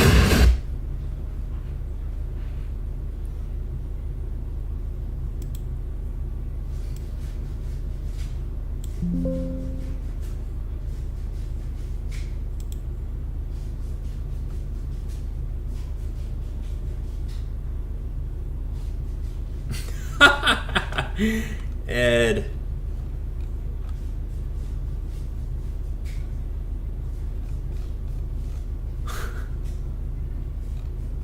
We're talking concrete tools, homie. What's up, Sammy? Mechanical next? Alright, Ezekiel, I got you on the mechanical. Oh, Katie said siding. How are their SDS drills? They're 20 volt. They're good. I got the you're talking a rotary hammer. I think it's called the 273. Is it the 273? I'll pull it up. I'll look that up.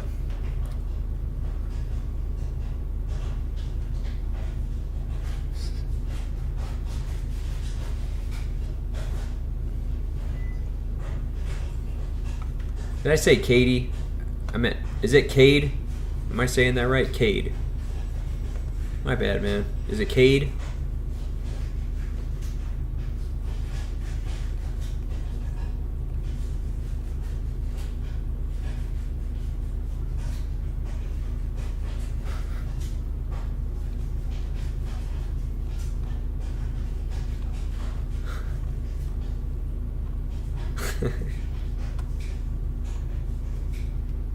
You knew what I was talking about. You just wanted to say something funny. I gotcha. Couldn't help yourself.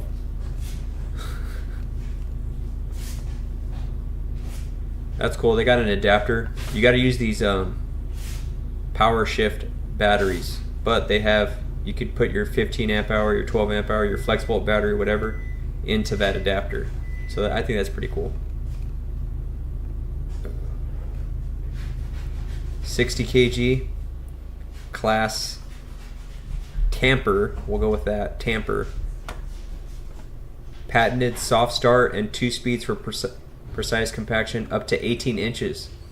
So up to 18 inches, that means you got to backfill 18 inches, a foot and a half, compact all that, and then do another. So you're going to get a foot and a half.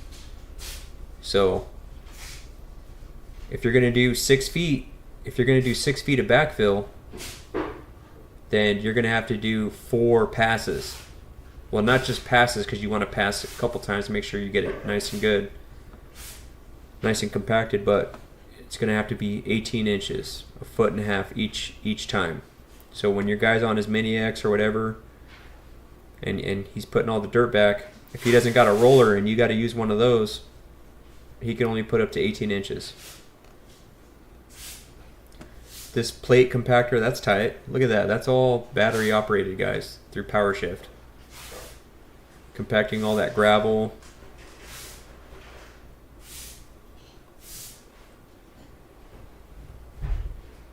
I wonder if, I'm pretty sure you could use that on asphalt.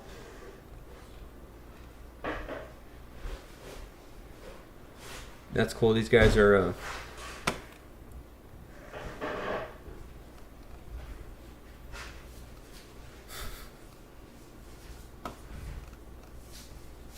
I'd rather not say. But this is a screed, Dewalt Power Shift concrete power screed. So that screed, it knocks all those rocks down, and that's what gives it that nice smooth top. Wow, that's pretty cool. One quick pass. I mean, that concrete does look pretty wet. But look, man, one pass and that thing's dang near close to being finished. Coring. Ooh, this one looks tight. Me personally, I know it's going to cost a lot of money, but the coring through concrete and setting up that whole system, I think is so cool. Because there's been a lot of times where I've worked for a company where they've outsourced the coring. And to me, I've always been like, man, why are we outsourcing coring? You know, I think they don't want to just worry about going through, you know, concrete floors, and next thing you know, you're hitting some plumbing or something in there, or rebar or something structural. They don't want to worry about that. So, but with this, you core your own holes. You'll be able to run your conduit or whatever through there. I'm still thinking as an electrician, by the way. You could core holes for your plumbing, HVAC lines, all that stuff.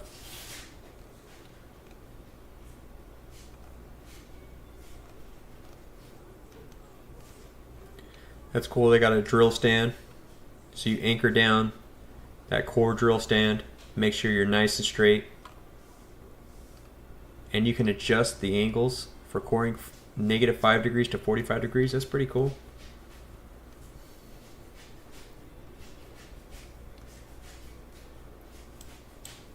Got some wheel kits if you want to safely move your material. All right, guys. So what other ones did we want to look at? The topic of the video is DeWalt good for trades. We've looked at electrical, concrete. We've looked at some plumbing. What's your trade?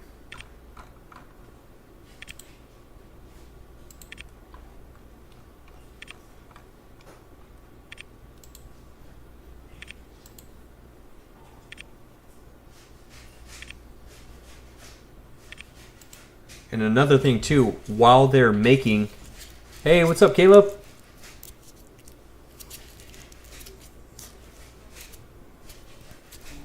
Caleb, the suspense of your channel, the future of your channel. You have us all on, we're waiting. We're waiting. I know somewhat of the big news, you know, what you shared, which we've congratulated you for.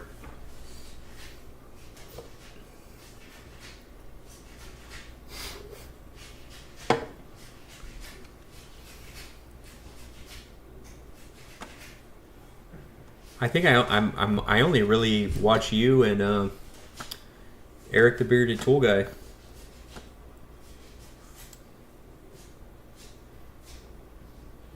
Unless I'm looking up some trade-specific stuff on YouTube. As far as power tools and stuff goes. What else did you guys want to look up?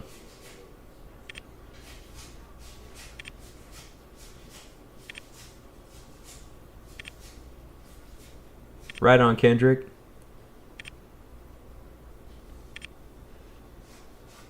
Oof. Kendrick, yeah. Pull a core sample with PT cable underneath. Yikes. How many batteries does that tool take? Well, it either takes... I think it was a 60 volt. I think it was a 60 volt battery. So I know on a lot of the concrete tools you got to have that power shift battery. But I think on the coring, it might take 60 volt batteries, and if not, then you would have to get the adapter to be able to use your 60 volt batteries.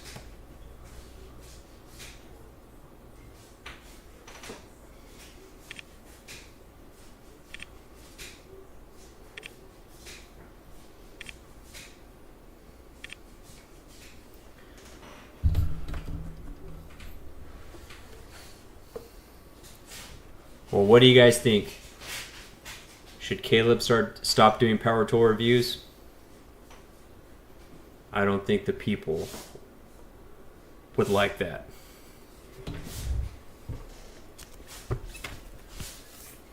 But I understand. Family decisions, stuff you want to do.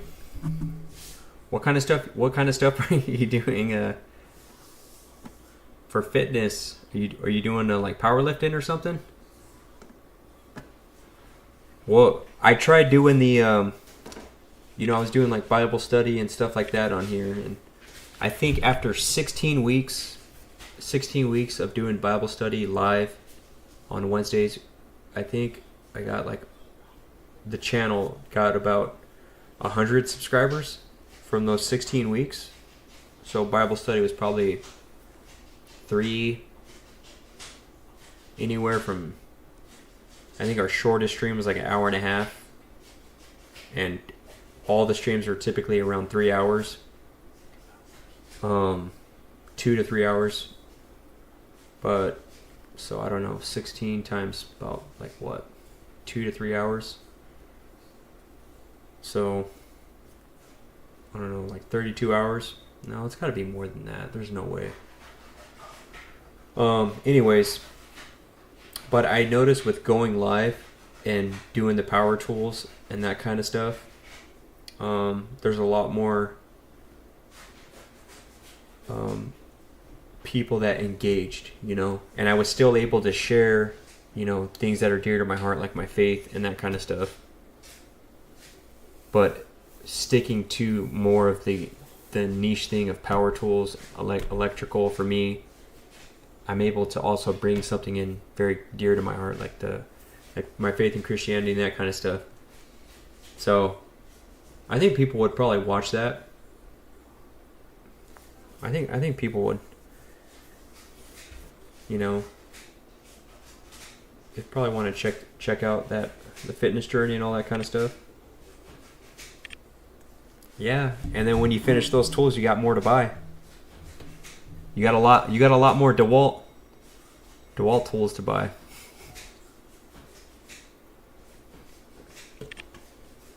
Paxton, no Paxton.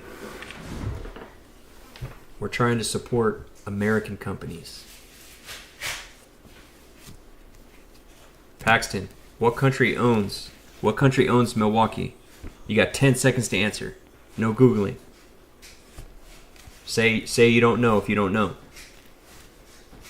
5, 4, 3, 2, 1. Oh, Paxton.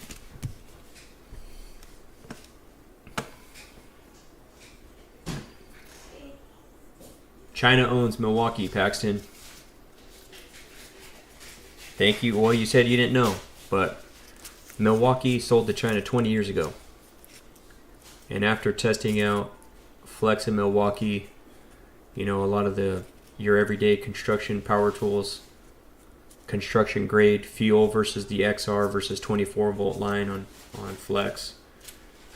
I found out that the differences were minuscule on most of the tests, but Dewalt seemed to win a handful more than the others. And man, I'd rather support an American company than a Chinese company. Not that I have anything against Chinese companies, but I want to support an American company first. And I think, man, how awesome would that be if the millions and millions of tradesmen in America supported Dewalt, an American company.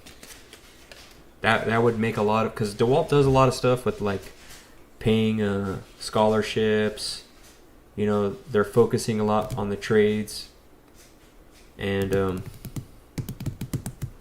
Milwaukee gets blown up as like, oh, it's this amazing tool brand. It's got some partnerships with Home Depot, so it's one of Home Depot's top brands. So they're always blasting it. That's one of their bread and butters when it comes to power tools.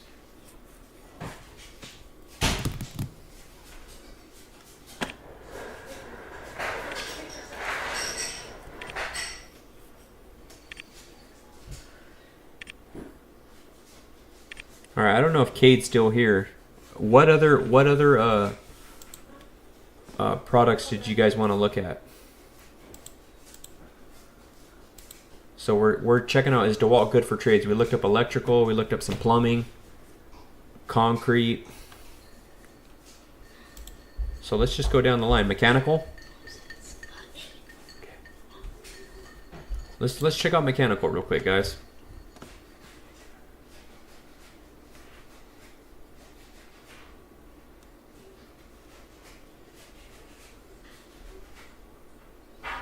Yeah, man, that's a good point. Yeah, I've been seeing they've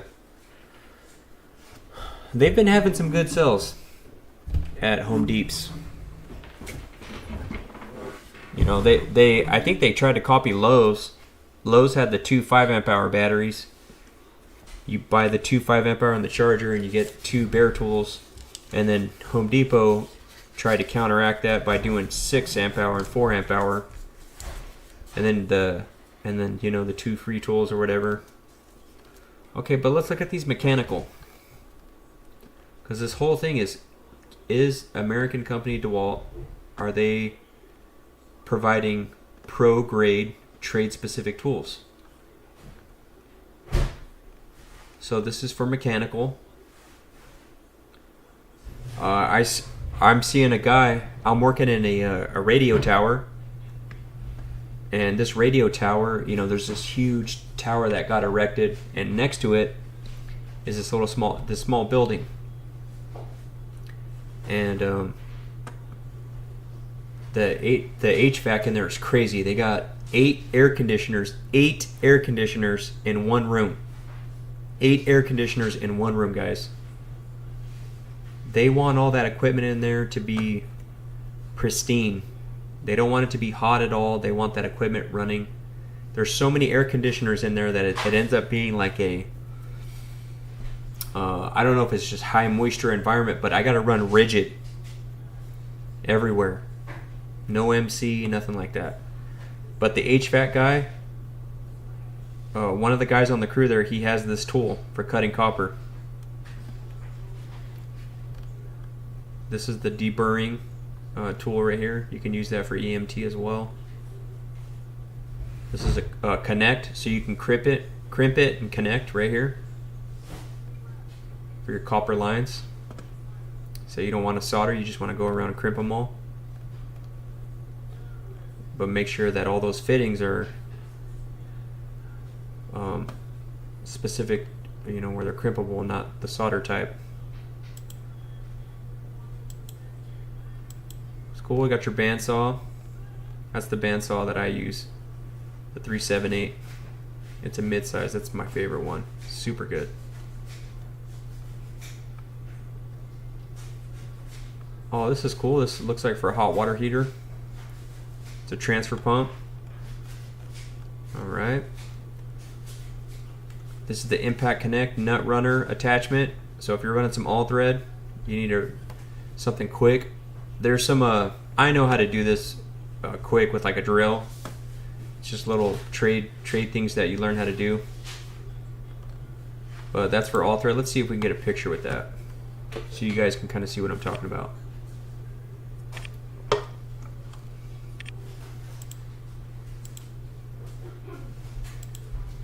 Come on. All right, here we go.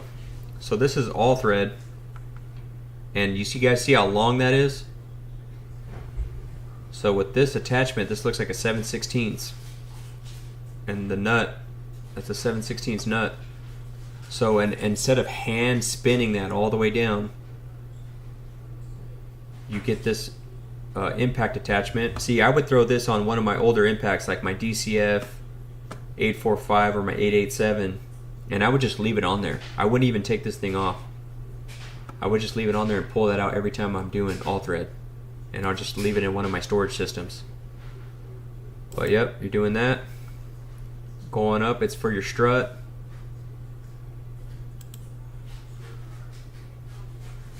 But that's pretty cool. Look, this one's hooked up to a DCF 870 with a little 1.7 power stack. If you're down at the table doing some prefab, you could do those all to a certain length. That's pretty cool. Disconnects just like that. You put this little brace right here across, and that probably just snaps on.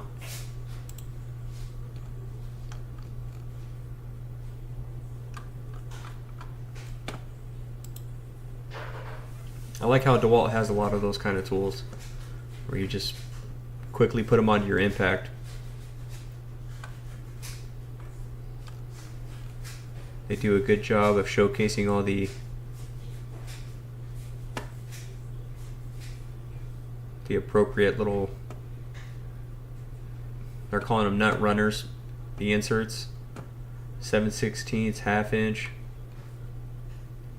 15/16. I think I was gonna buy one. It is a little pricey. It's because it's brand new. So as far as trades go, that's super specific to trades. Who's running racks like that? Plumbers, electricians, HVAC. They're all running racks like that. So the fact that we can buy this and just put it onto our strut is awesome. Let's check this out on Acme.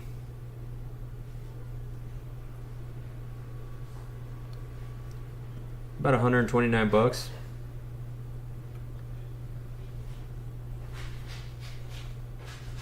That reamer's 219. It's because they're all new items.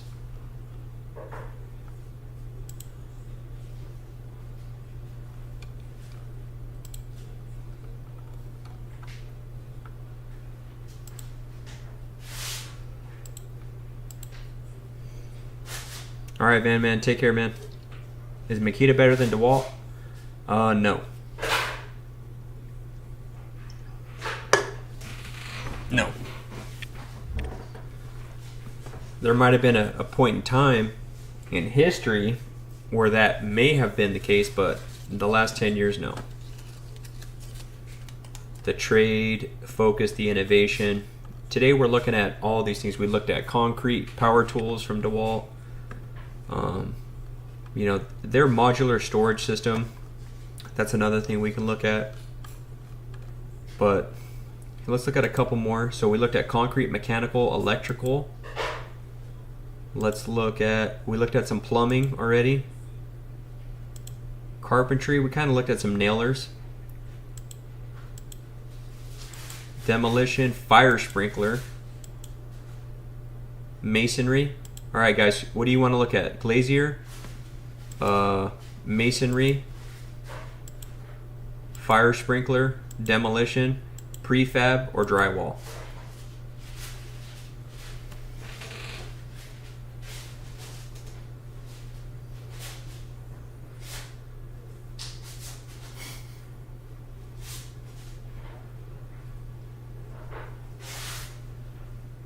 Oh, you're a sprinkler fitter? Here, Kendrick, I'll see. I think they had like one welding thing. Okay, let's check out what they got for sprinkler.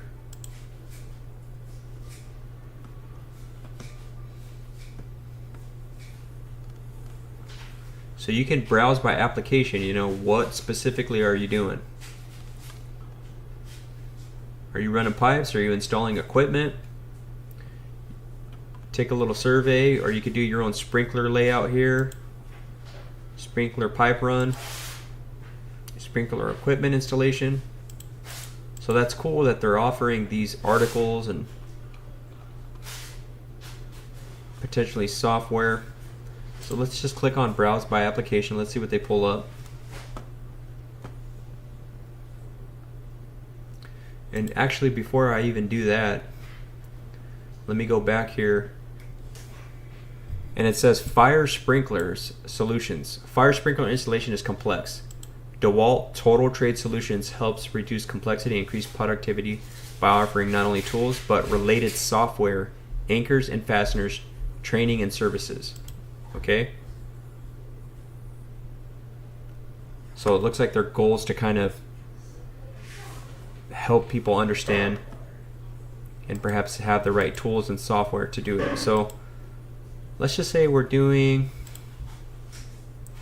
not a sprinkler layout, let's do a sprinkler pipe run. See what we got.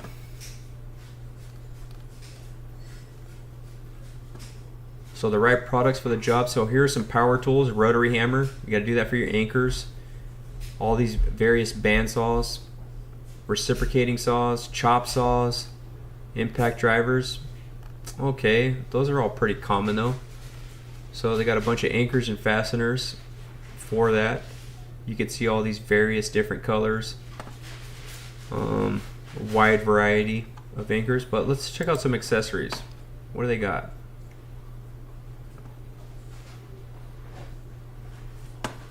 Okay, blades, drilling accessories.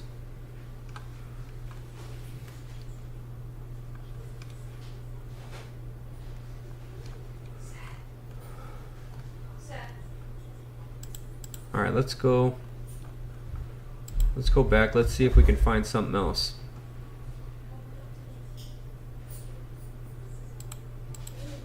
Let's go check out some equipment.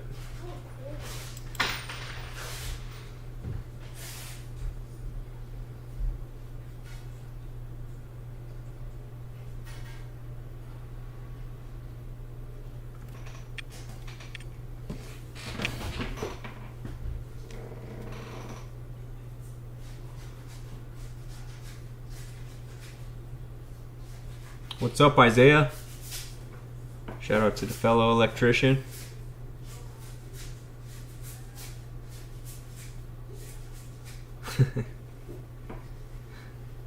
And why you've been eyeing a 60-volt chainsaw for a while? It's been said coming soon for months.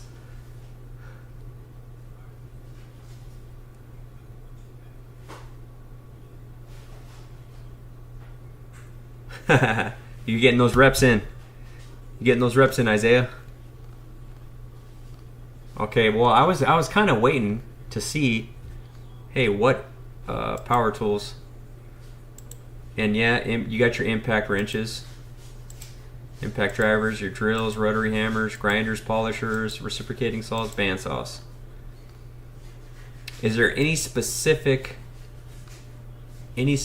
power tool or specialty tool? You got your lasers, hammers, screwdrivers, wrenches, pliers and snips, sockets, your storage. You know, Dewalt's got plenty of storage.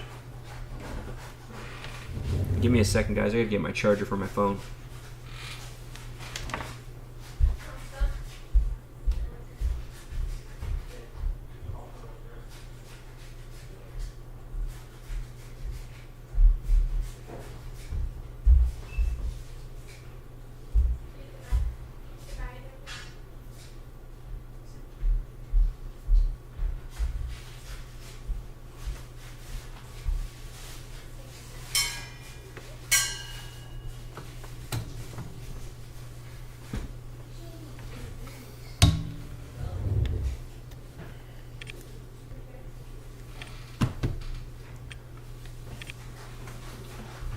I use a lot. I use lasers too. The one I have is a Klein laser. I like to support Klein too because they're an American company. Provide a lot of American jobs and stuff. So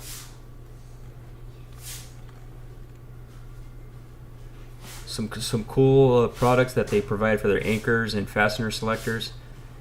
Adhesive, mechanical, and direct fastening are included. Post tension cables, anchors with shallow embedment for PT decks. Base material cast in. So they got a bunch of configurations. Mechanical anchors or adhesive anchors. Direct fasteners or screw fasteners. It's pretty cool. Hanger Pro. You're going to be running a bunch of hangers. They got this Hanger Pro software.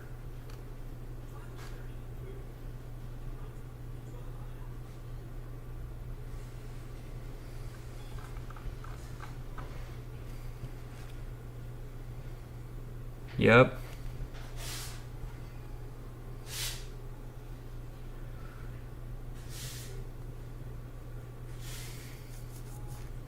They're doing good. We're getting ready. So if you guys can tell, this room is the new office room. That's why I got books and stuff laying out right here. I just built we just built these bookshelves last night. I did 3 bookshelves. I almost went live, but we're just hanging with the family. There's our coffee bar. We got our coffee bar right there. A lot of my books from school and my wife's books as well. So we've made this into the office. I put the desk here. Got the printer to the left. Computer set up right here. Filing cabinets. Because we live in a 3-bedroom, and we got baby number 2. Took an 8-year break, but we had to switch up the office. And we had this as kind of like a den. So this is the new office. The sliding door is there to the backyard. But we have another door that goes to this restroom over here.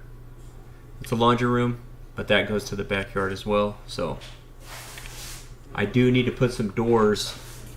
I am going to be putting some doors right here. See how it's wide open? The living room's over there. You can see the TV, and then the kitchen. Kitchen's that way. But I'm going to be putting some doors up right here, so I'll probably be going live for that. You guys can hop on the live stream and be like, dude, what are you doing?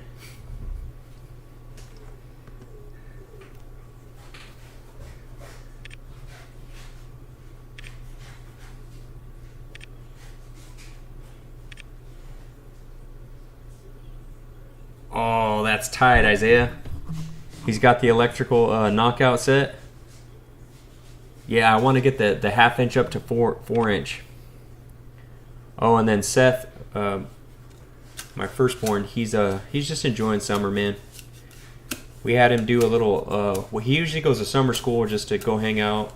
They do a lot of summer activities, but this summer, my wife's hanging out with him at home. The baby's coming, so he's been having fun. Running errands with her, and he's been doing a school book.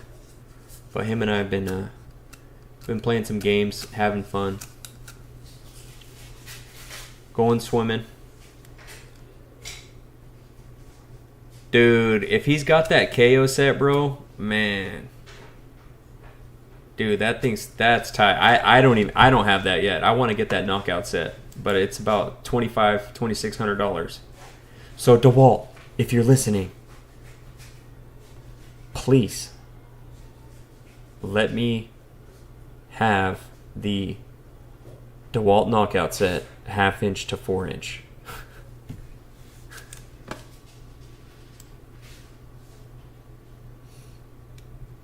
I'm always saying good things about you. I'm not sponsored by anyone, guys. I'm just an electrician, and I like DeWalt. Okay, so that's the fire sprinkler stuff. Let's take a look at one more.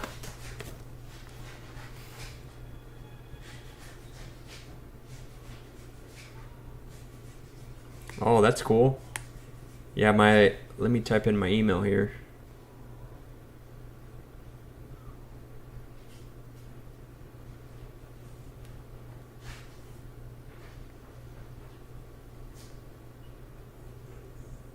It's just a Gmail account. Christian Electrician 777 at gmail.com.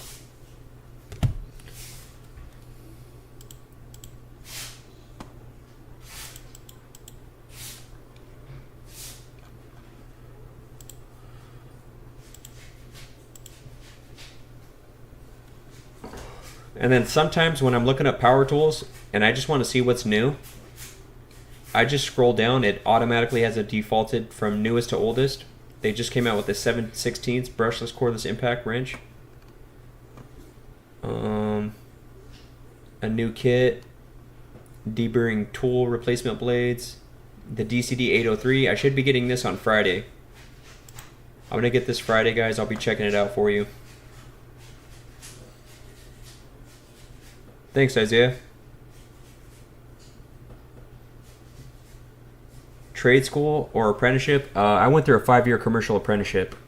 You're gonna want to go through the apprenticeships if you want to work on prevailing wage jobs, because either you're gonna have to be union or you're gonna have to have gone through a California state approved apprenticeship so that you can work on government jobs. Because after you go through a 5-year commercial apprenticeship that's state approved in California, this is my experience. I live in California.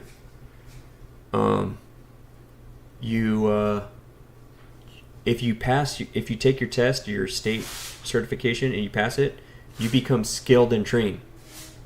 So it's just terminology. Skilled and trained refers to someone that went through a California state approved apprenticeship, and they took their license test and they passed it. So definitely go through an apprenticeship and then go through a state approved apprenticeship. It should be in conjunction. You're going to class every so often, and then you're also working. So you're working and learning, and you're getting paid. So, and there's no debt. You have zero debt. But I'll be trying this out, guys. So I just ordered this as the 20 volt. They have this in a 12 volt, but this 20 volt, it's got it's a lot more stronger, more durable. And I'm looking forward to trying it out on live stream for you guys, just like we do all the other tools.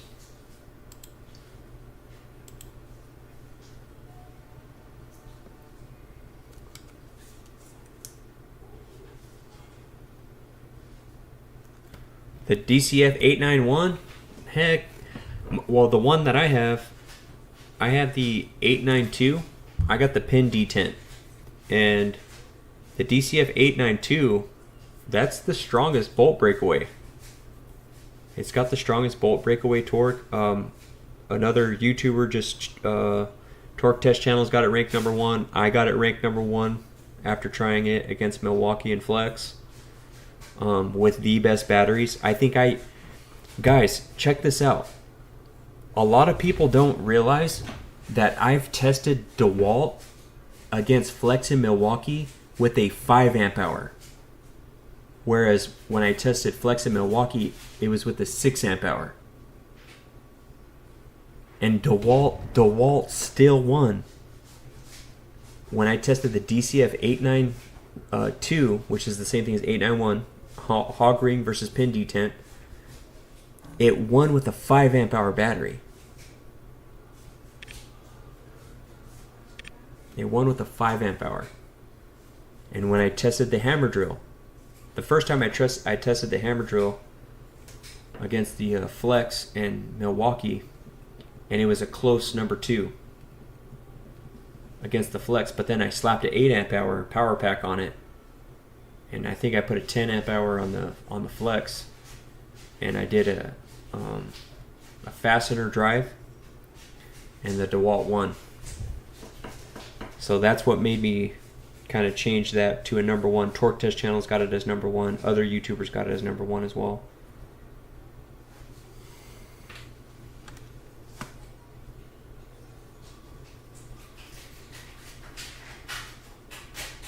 Oh, Chicago? Yeah, Chicago, you guys run all your it gets so cold out there in Chicago. You guys run all your wire in your houses through EMT, right? You guys are doing EMT. So that's pretty cool. Even if you're doing residential, you'll still be bending conduit. And I was talking to you, Saul.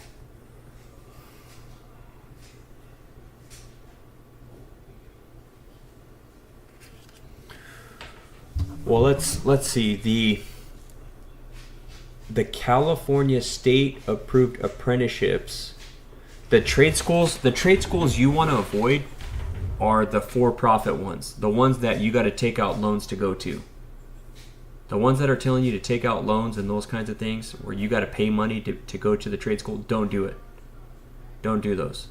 Unless you're going for you have your ET card, your electrical trainee card, and you're paying about $300 per class, and then your employer's like, you know what? You pay for those classes and I'll reimburse you. Because the best way that you want to do it is you want to go through a state-approved 5-year commercial apprenticeship. In the union, I think you only have to do 4 years. But non-union, they're called merit shops. Merit shops. Why do they call them merit shops? It's because you get paid what you're worth. In the union, you get paid the same as everybody else. Everybody gets paid the same. How exciting. How exciting. The guy next to you, you're working. Anyways, I could go off on that whole thing. I got respect for union and non-union. I'm non-union for a reason. I believe in the merit shop philosophy. But your employer, if you join an electrical company, you're not the first apprentice. 99 times out of 100, you shouldn't be the first apprentice at that electrical company. They know the game. They know that, hey, we put you through an apprenticeship, but you just got to give them a reason why they should pick you instead of someone else. Because you're a hard worker, you're teachable, and you love electrical. Boom, right there. I'm going to work hard for you guys. I love this. This is what I want to do for my career. And they see that. They see you working hard, digging ditches, jumping down in the trench, you're going ham. Boom. You get in that apprenticeship. They're paying for your medical. They're paying for your pension. And you get an awesome job. You get a cool wage. Yeah, they'll probably start you off at $20 an hour. But guess what? $20 an hour with medical. And then after a year, guess what? $6 to $8 raise. What about another year? Another $6 to $8 raise. Oh yeah, what about another year? Another $6 to $8 raise. Consecutive raises every year for 5 years straight. Dude, you'll start off in your 20 and do the math yourself. 6 to 8 times 4 times 5. Yeah, you're going to be making a grip of money. Especially if you start working government jobs, prevailing wage jobs. That's when I journeyed out, that's all I was chasing. Government jobs. I was like, wait a second. How can I make the most money? Oh, prevailing wage. So I just chased those jobs. Now I'm working for a company where it's set for 2 years that I'm an electrical foreman and I'm running prevailing wage work for 2 years. And then he's going to keep bidding more stuff. You know what I mean? I'm not saying that to brag. I'm just saying God is an awesome God. And you reap what you sow. You work hard, God will bless you. That's been my story. What's up, Daniel?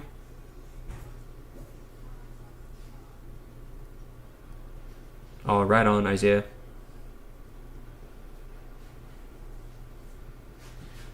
Yep, Isaiah. Yeah, it's good to hear from you, man.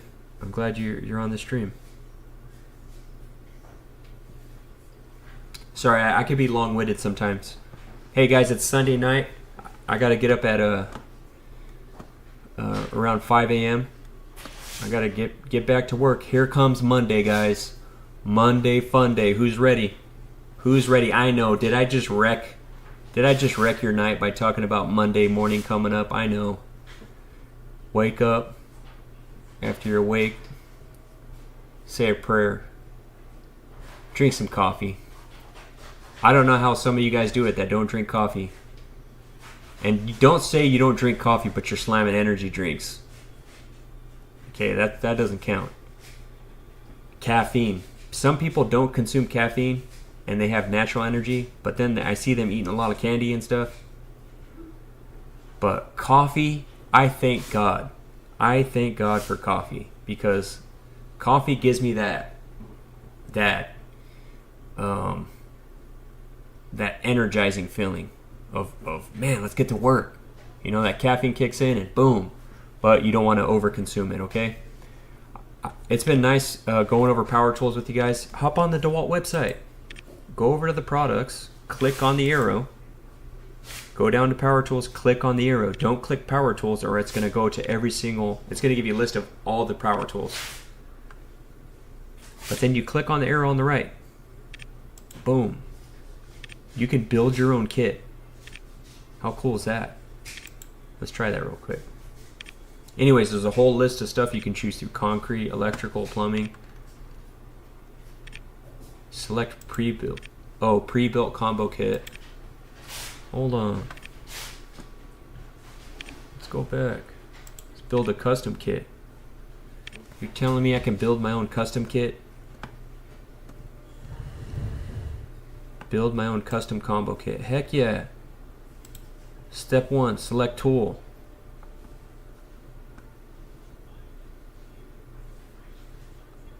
Let's keep this simple real quick.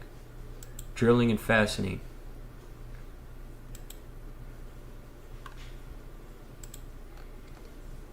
Tool category.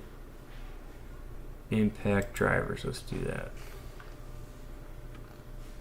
Where's the DCF 860? Oh, come on. They won't let me do the DCF 860? Okay, I don't want any impact drivers then. Let's go impact wrenches.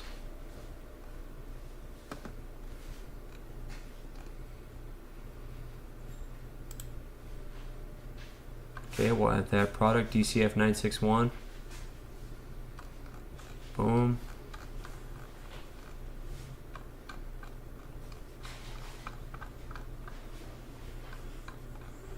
Okay, step 2, battery selection.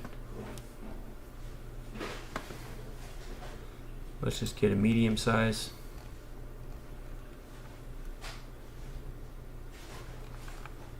Let's get a 6 amp hour. Boom. Okay. Step 3. You know what? No attachments. Okay. Okay, and then they got all these vendors that you can buy it through. That's pretty cool. Ooh, I'm gonna be playing around with that.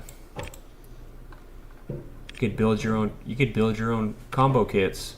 That's tight, dude. Instead of going to freaking Home Depot and buying something you don't need, you could build your own combo kit. Now, you might have to pay the non-sale price, but you'll have exactly what you want.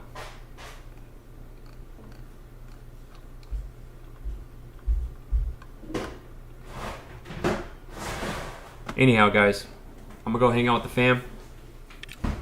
Love you all. Sahil, you know what's up on the coffee. Jesse James says, "God save Milwaukee." They're owned by China, bro. They too far gone, bro. They've been they got sold to China in 2005. Come over here and rock with Dewalt, bro. We'll take good care of you. Jesse James, with a name like that too. That's an American name, man. Come to the Dewalt side. We'll take good care of you, bro. All right, man. I love all you guys. I pray you guys all have a blessed week in whatever trade you're in. May God bless you all. And thanks for checking out the stream. Hope you guys all have a good night, okay? Ponch, thank you. Thank you, brother, for always helping out on the live stream. Shout out to any other mods if they're here as well.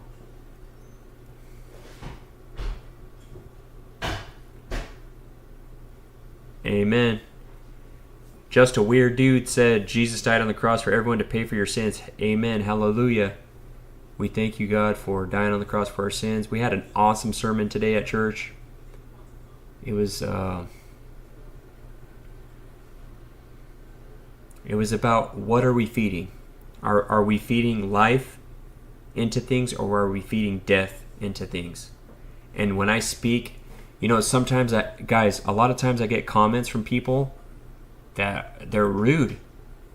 They're very rude, and like a fellow streamer, even they can be rude sometimes. And hey, Raphael. Thanks, man. Good to hear from you. But you know what? Do I respond when someone's being negative to me? Should I be negative to them? It's easy to fall into that because they're starting it.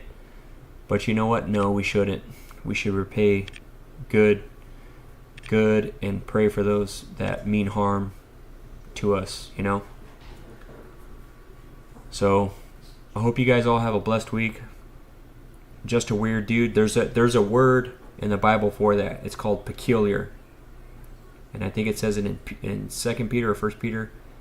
We are peculiar people. We're peculiar. It kind of means the same thing as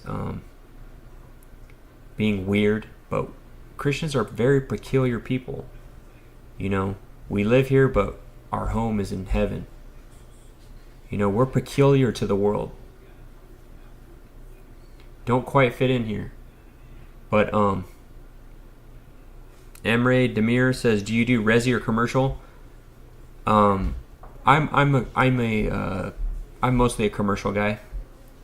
But I'll do it all. Resi, commercial, industrial, whatever the boss wants me to do, But where's my bread and butter? Commercial. Raphael, I got to make my way down to LA and try it one of these days.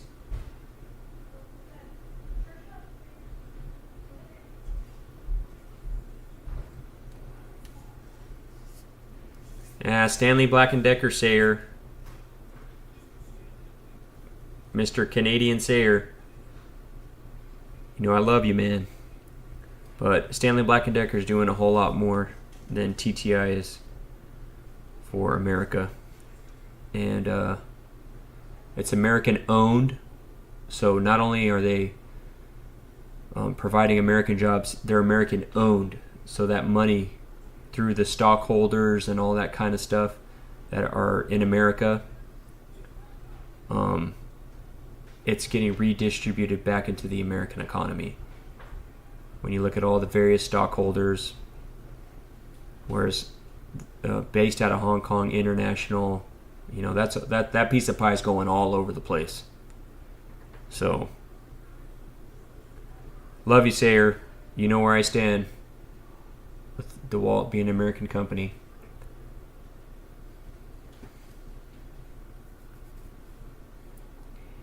Emery, for those that those who have been following my YouTube journey, they know where I stand on that. But right now, I'm in a great position. I need stability. I've never gotten fired from, a job. I've always just chased more money, to be frank with you. And where I'm at now, I'm truly blessed. I got a truck. I got everything that I would need and want to provide for my family.